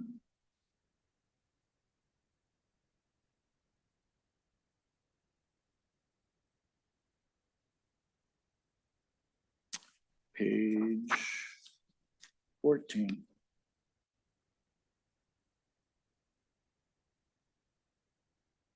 Remind everybody, if no comments or changes, all the blues go to adopted yellow. Page 15 is pretty much the same as 14. So let's just cruise on to 16, which is blank, and we're into 17. Commissioner Benazinski. So here is where I started to see a little bit of, we didn't have clarity about how to talk about the different parts of downtown, and I was really trying to find some way to do that. And so I I settled on a word that already was being used, but which is districts. So on line 34, objective DT 1.2, I struck character, so it says districts, define downtown land use districts. And then on policy DT 1.2.1, I took out characteristics. Oh, okay, let me just read it. Line 35 to 36, continue to implement and evaluate land use regulations that support instead of implement. And then I said the different districts instead of characteristics of downtown. That's the whole of your suggestions? Yeah, and there are a couple more places too where I replaced character with districts. I can go through all of them, but if that's generally agreeable to people, I can also just email them to Todd and Debbie. That was my way of trying to like unify how we were talking about downtown without using the word character. Okay, so if there's no objection to replacing character, then we'll just go ahead and do that. Okay? No objections. Staff can just make you want to make those blue or are you just going to take them yellow? What's, Well, I mean, if it's a change, you'll blue it? so again, to clarify, objective DT 1.2, define downtown land use district. No character. Yes. Plural. Yeah. Districts. Mhm. Yes, that's, yeah. On line 35, it was replace implement with, I just said support. It made more sense to me than implement the different districts of downtown. Oh, and there's that Well, there's two reference. implements. Yeah.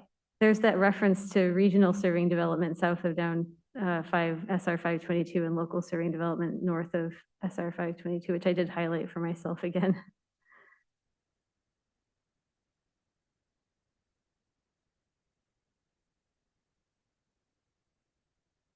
I would strike that again just for consistency with what we decided above. Is there Just end at downtown. any objection from the commission?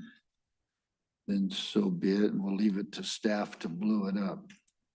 Not blow it up, but blue it up.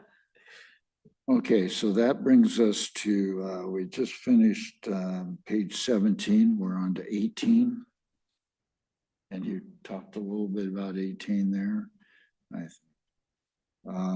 So then, no comments, more further comments on 18, we're on 19.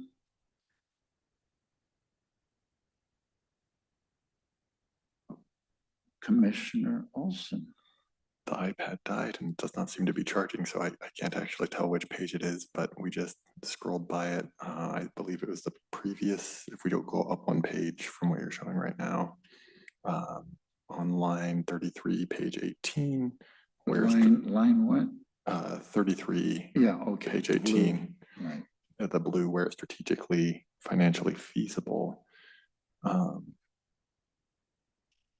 I was tempted to add a and sustainable, I suppose, to that. So not just feasible finances, but also sustainable finances. We're not necessarily relying on growth beyond what could feasibly come from that investment to help make it financially feasible, right? A lot of investment models will just assume there's some future growth.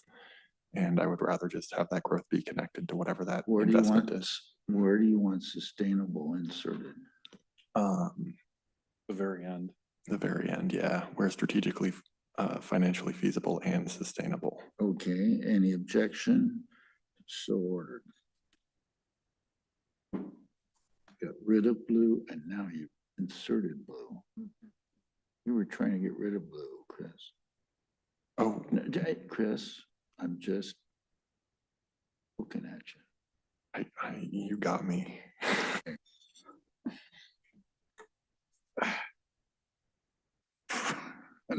Page 19. Commissioner Beninzinski. On page 19, line 35, there's another reference to character. And the way that I tried to address that was with social and environmental health. So the whole thing would read, identify and encourage the creation of parks, plazas, and public green spaces which enhance the aesthetics and social and environmental health of Kenmore. Any objection? Hearing none, so ordered. Give me the line number Sorry. again. Yeah, do that again. the line, 35 on page 19.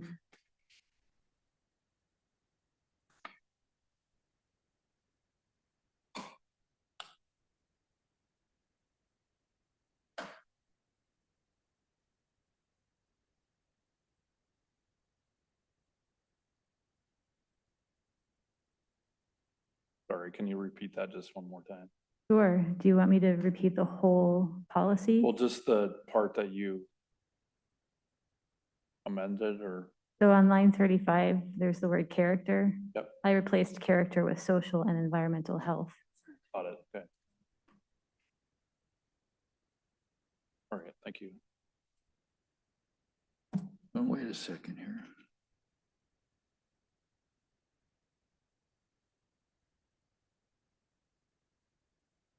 No, that's okay. Take your time. You need to be, are you okay down there at the end?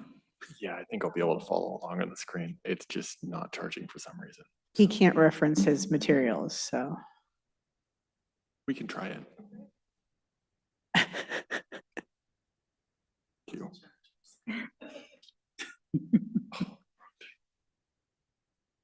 Yeah, are you ready to go? All right, so so that was on, let's see. Now I've lost track of where, I think we're on You were on Thank four you. B 19. 19, and then I've already turned the page. That's why I was looking for my little circle. Okay, we're on page 20. And Commissioner Beninzinski. I found another instance of character on line 6. I actually replaced on line 6, the color and character, I replaced with the visual coherence. Again, it was just my effort to find some replacement for character that made sense in the context of the sentence that didn't change the meaning too much. Any Color and, I replaced the color and character with the visual coherence. And then I highlighted the second sentence there because it does reference regional serving versus local serving districts. I guess I would strike that completely. Are there any objections? Hearing none, so ordered. Anything else on 20? Well, folks, we're on number 21. It's getting close to the end. 21.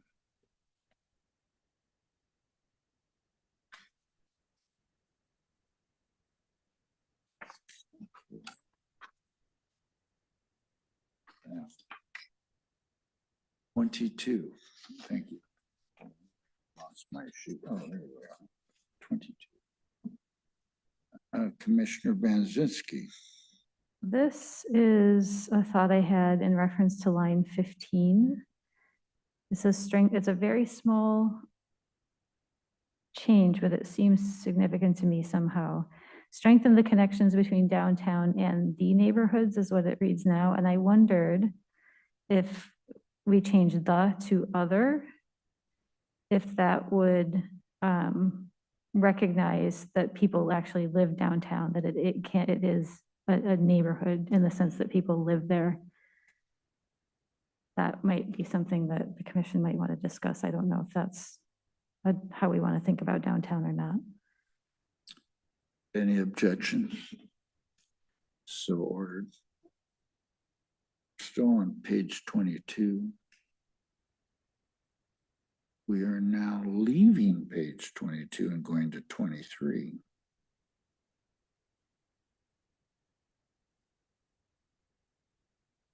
Commissioner Benazinski. When I got to, objective. I think when I got to goal DT/4, it reminded me of objective DT 1.2 on page 4B17. And I didn't know if I was not reading the distinction that there is, or if there's some overlap and they can be consolidated. So this is a question for the commission and for staff. Because I have to admit, I'm getting a little tired, so I don't know how well I'm thinking right in this moment. But I have a note about that. When I was thinking better, I made a note. Commissioner Olson. DT1 dot. Sorry, Commissioner Benazinski, which, Where was I seeing the overlap? yeah, it was page 17, DT. 1.2. And was that about variety of housing types, I think, if I'm remembering correctly? Let me go back up there, 1.2.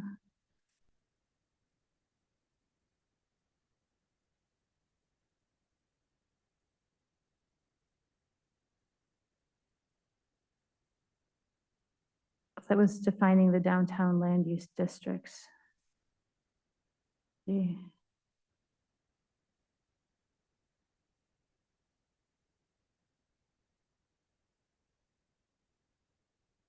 Ensure a variety of land uses in the downtown center. I don't know. If nobody can pick up the thread from past me, we might need to move beyond past me. Right now, I don't.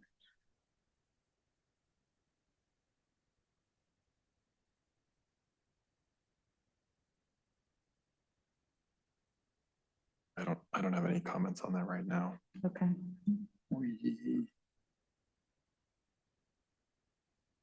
Okay. Is there any further comments on page 23? Hearing none, we're going to scoot on over to 24.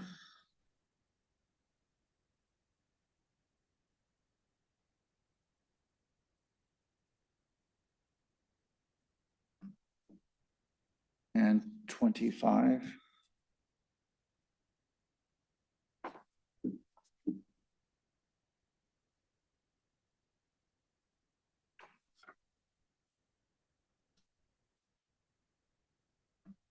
Bottom of 25 and 26 is references.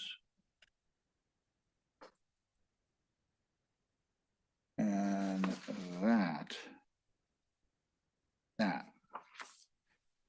So unless there is further, is there anything else to come before the floor on this element? So hearing none, so just a reminder to folks, the next step of this is staff will bring back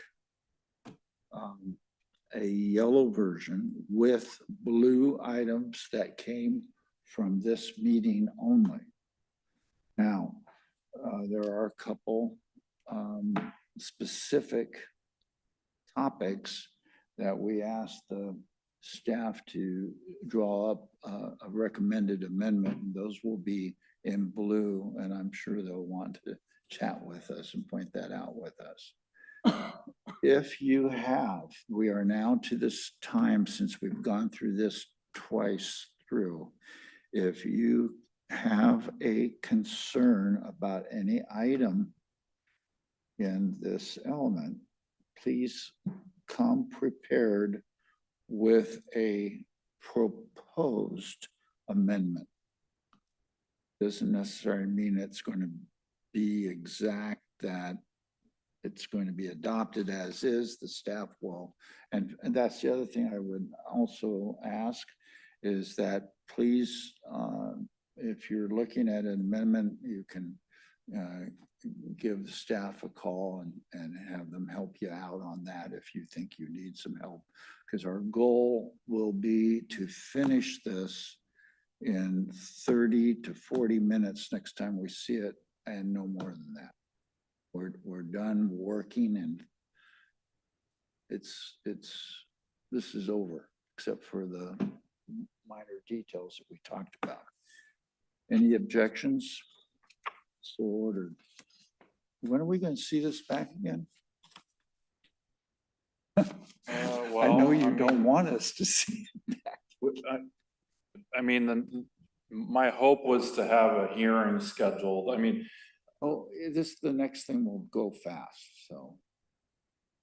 When did you want to do a hearing? for the downtown element and the community character element would be, sorry, I have to bring it up on my screen. I had it for August 20th. Oh, then we have a meeting between now and then. To do these little things, right? Is that too much for you or? Yeah, I mean, I'll be honest. We've got a lot to do in the next probably 3.5 to 4 months. And I can put the schedule up on the screen, but we've got to readdress the surface water, the natural environment ones, which we've done one read through. And then we got to do these again. And then we've got to address middle housing with the consultant. And then we have to do housing element, land use element. Then we have to do. okay, so. Yeah, so what I'm getting at is we're running out of time. Okay, so here's what I suggest is I have to have the commission's agreement to this, and that is we go with what we did today, and we go to hearing with only the blue elements, and we'll say that those are yet to be finally approved by the commission. Everything else is. Yeah. And for hearing, and then we'll have hearing, and then we'll finish it off right after the hearing. Yeah. Since we have all of our amendments, I think, done. That would be better. How about that? That would be perfect. Is there any objection? Hearing none, the downtown element is prepared now to go to hearing.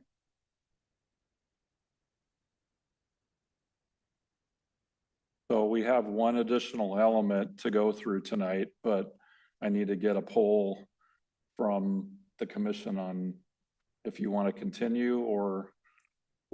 So tell us what we're going to do first of all. Well, we have the same exercise, which we just did. Now, it isn't as extensive as the downtown element, but I would like to go through at a minimum, the comments that were from the last meeting is April 2nd. So most of these are amended or as noted, etc. There's just, I think there's only maybe one on here that was brought up by Commissioner Banashinsky and Olson that I requested further discussion, but the rest of them are pretty much addressed. And, and this will need to go to, the next step is to go to hearing. That would be, yeah, so these would be together because they're related. So both of these elements would be at the August 20th hearing. And we would do the same exercise. If you had additional amendments or something and you wanted to share those, we can include those in blue and go over that. But this one is much less intensive as the downtown. Okay, so let's try to cruise if that's okay with you all. Okay, CD 1, right? Page 1. So do you want me to go through the matrix, or would you like me to go page by page? We're going to go page by page and then on the actual element, and then feel free to bring up anything that on the list, folks. The list is there on the web. So if you have a question about an item that you brought up that either whatever, that, as we get to it, that's the time to ask. So we're trying to pick up our speed on this. So we're on page 1. Any comments?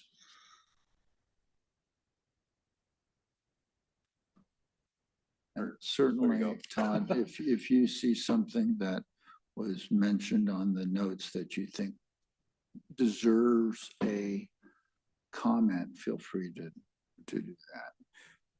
CD2, page 2. Got rid of those characters, I see. Characters disappeared.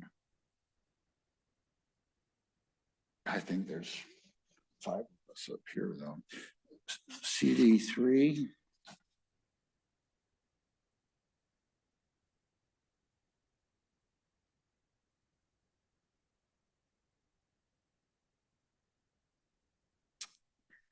CD4.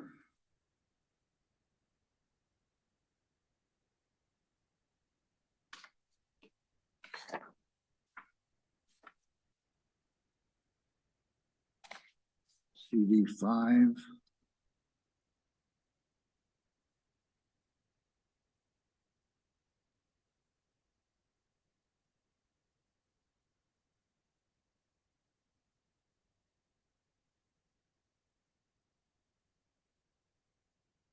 CD6. Oh, I'm sorry, Commissioner Banaszynski. I think this one is.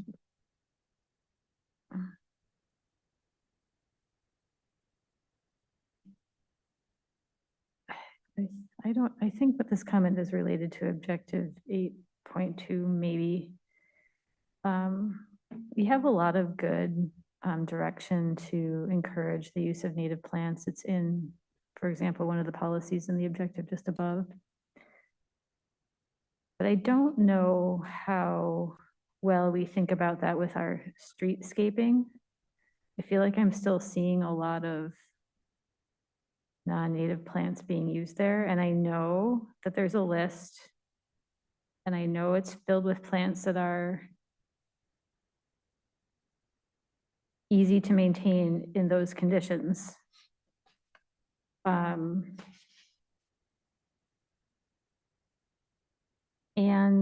I would love it if we could start thinking more in a direction of native plants, even for streetscaping. I know it's possible. There's tall Oregon grape growing in the parking lot at Safeway. It's something I like to point out every time this comes up and people tell me these plants can't grow everywhere. And then also there's a very beautifully landscaped area with native plants on, it's 61st, where it goes down to 175th on that very steep. It's beautiful. They're all native plants. Yeah, so I would love to see maybe a policy about that in our streetscaping, which I know probably would involve consulting with Jennifer and all of that stuff. So that's not an easy ask.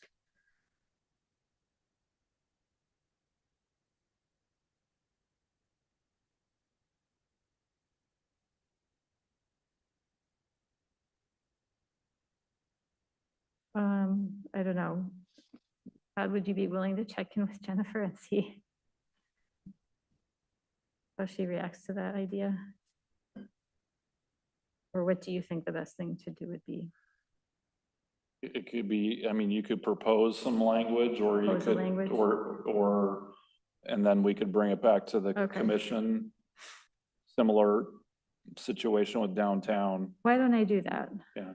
Okay. So you're gonna work on that Yes, not right now. after meeting. Yeah, after the meeting, yes. Okay, Commissioner Olson. So that is line, let's just remind us what line, well, there is no line No pages. line, just objective 8.2. Yeah. 8.2. Yeah, Yeah. that one I Okay, do I know. just want to circle it, make sure I got there.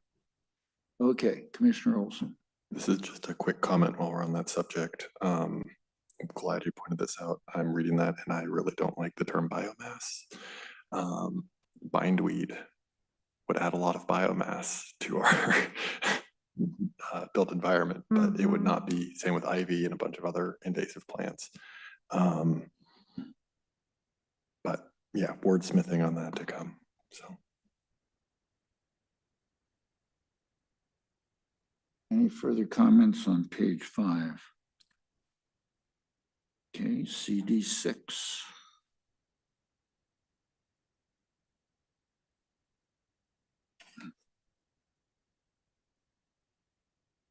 CD 7. Oh, Commissioner Olson, sorry, back to 6. This may be noted elsewhere, but on the objective 9.2, promote development which encourages non-single occupant vehicle travel on alternate modes of transportation. Perhaps adding a policy 9.2.5. That's kind of, it would be somewhat concurrent with other language we've used elsewhere with park once downtown, to acknowledge folks who are driving in with a vehicle, but we don't necessarily want them to need to use a vehicle to just get around downtown.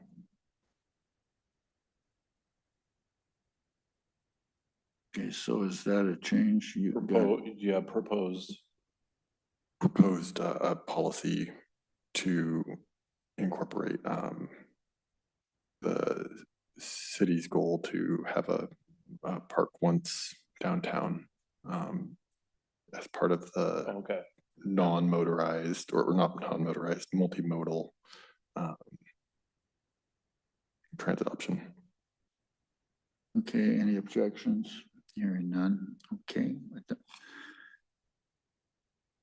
Okay, so now we're going to go to page 7.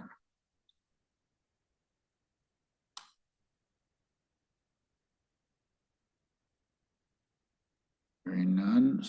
Page 8.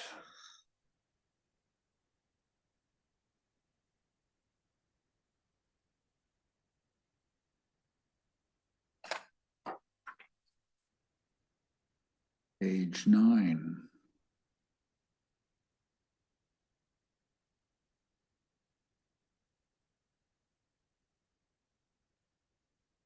Page 10.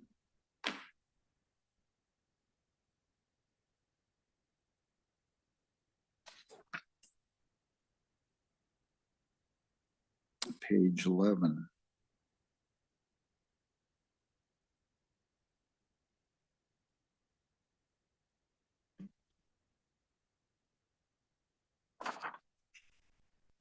And 12 is a blank sketch. CD 13, page 13. Oh, yep. Commissioner Olson. Sorry, going back to CD 11.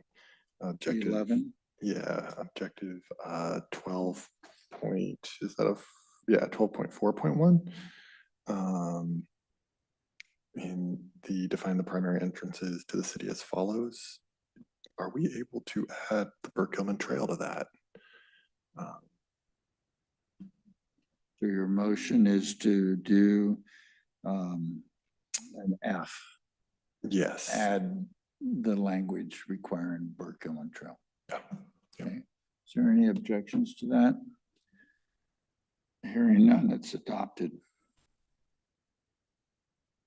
Good catch. Okay, so now we're back to the empty page 12. And quickly going to 13.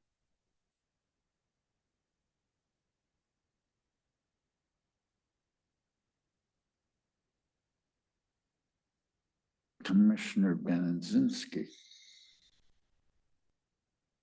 Objective 12.4.2 might be another area where I might want to encourage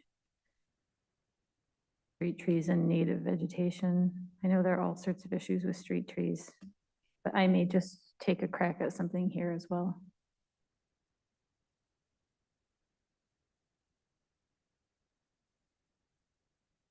Any objections? Okay. None. Anything more on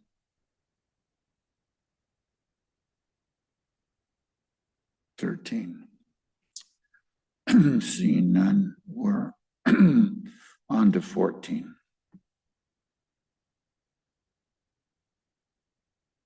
Commissioner Jazinski. This is just a question of clarification on CD 13. It's in policy CD 13.1.1.4. What is the Thompson estate? It's on Simon's Road. The good-looking brick building. What's the significance of that? What's the significance of that? Is it just out of curiosity? Let me figure out what the context is here, so.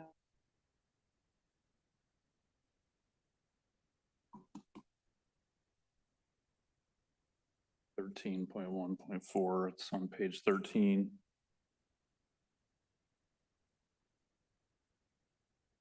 It is, I think architecturally, it's significant. I don't know if I address, but, and I don't know if it's spelled S-E-N or Thompson. Found it. I It's found it S. on the Kenmore Heritage Society website. Yeah. It says it's on Northeast 170th Street. Maybe it's on Simon's and, That's by It's on rhododendron. Simon's. yeah. Says 7332 Northeast Simons, Charles and Elvira Thompson House, 1927.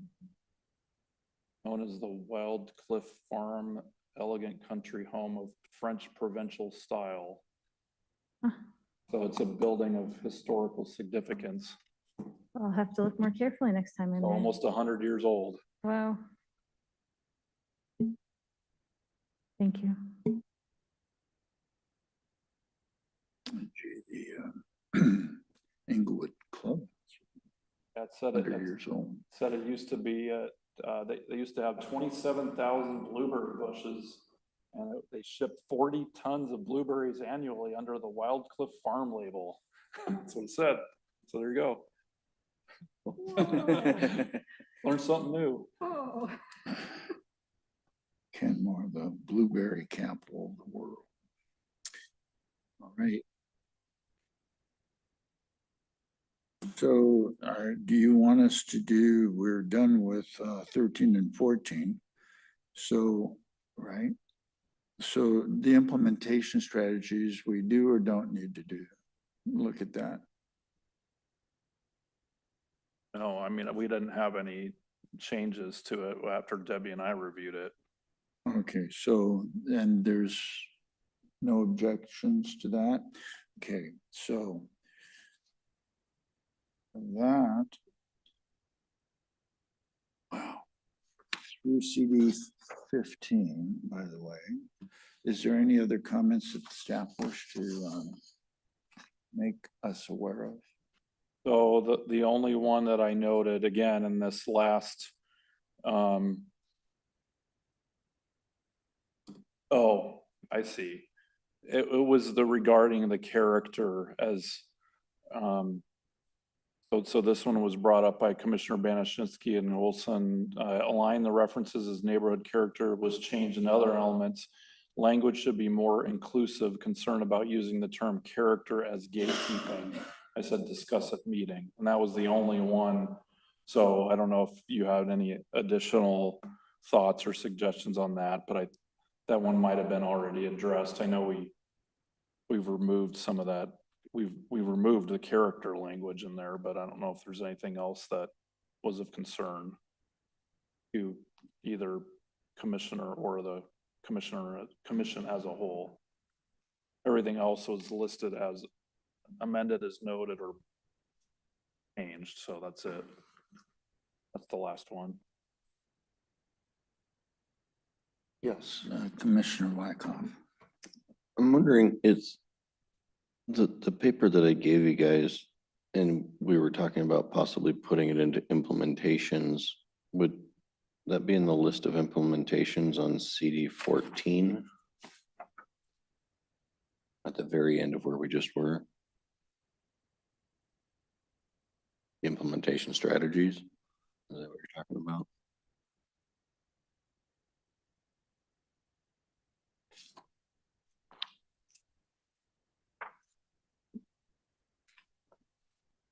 Yeah, that's right. Yeah, right here.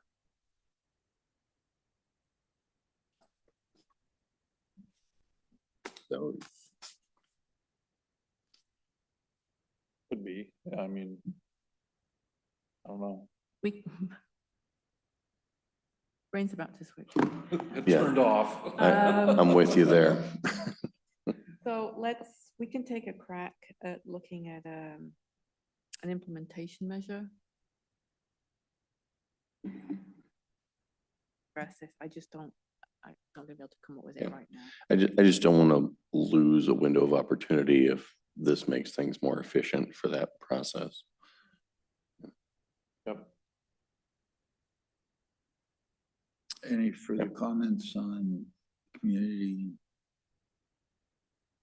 PD element?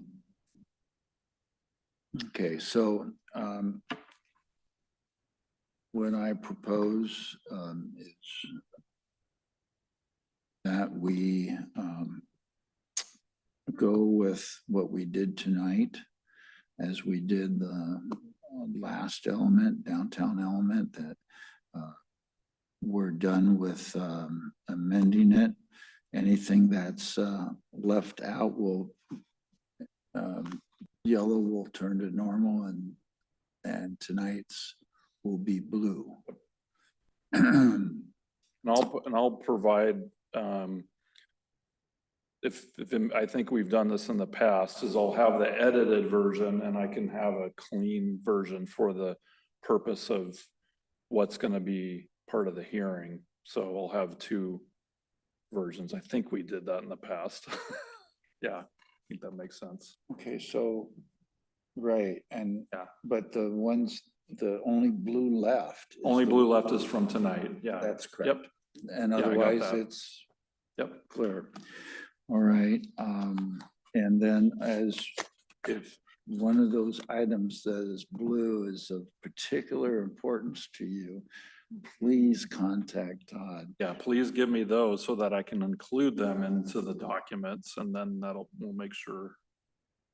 Okay, and as with the other one, next time after the hearing and we talk about this, have your, if you have something that's a new piece of concern, have a proposal for an amendment with you, because we want to strike while the iron's hot. Okay, so we have two of these down in one night. See, we did get through and it's not even 10 o'clock yet. Like a horse running for the barn door, you know? So next meeting, we're gonna be talking about the middle housing, so we'll have Clay White will be returning, and he'll have some mock-ups for you to review as part of the discussion, so I'm sure you'll have lots of thoughts and suggestions, so I'm sure it'll be a robust discussion, so, Oh, we're just yeah. in bated breath for this. Yeah. So, That's really exciting. so the next item that I'd like to bring up tonight, as long as the staff is done with us. Well,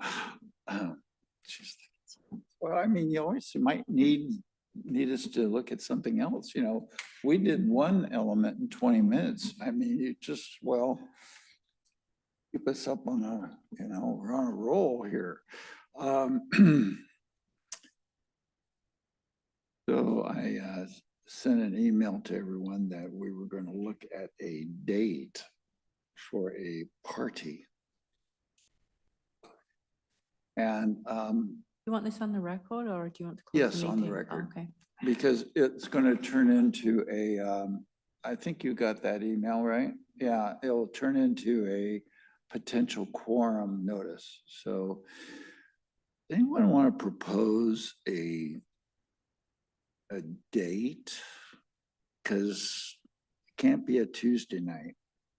We can go to, I can go to my house. I don't care what we want to do. The thing to consider, however, is that it is going to be a potential quorum, so people can go up. So we're probably better going someplace else in Well, public. It can be a Tuesday night as long as it's not a meeting Tuesday night. Oh, that- because you've got to because- be there.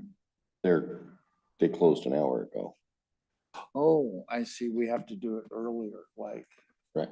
7 o'clock. Well, if we did it, right, Or 5, yeah. whatever. yeah, we can just, as long as we pick a non-meeting Tuesday, we're fine. Could I propose July 11th? That is Thursday, July 11th. Is that too soon or Which day? July 11th, Thursday? That's next Thursday. There you go. July 11th is Got my calendar ready. good for me. Is it good for others?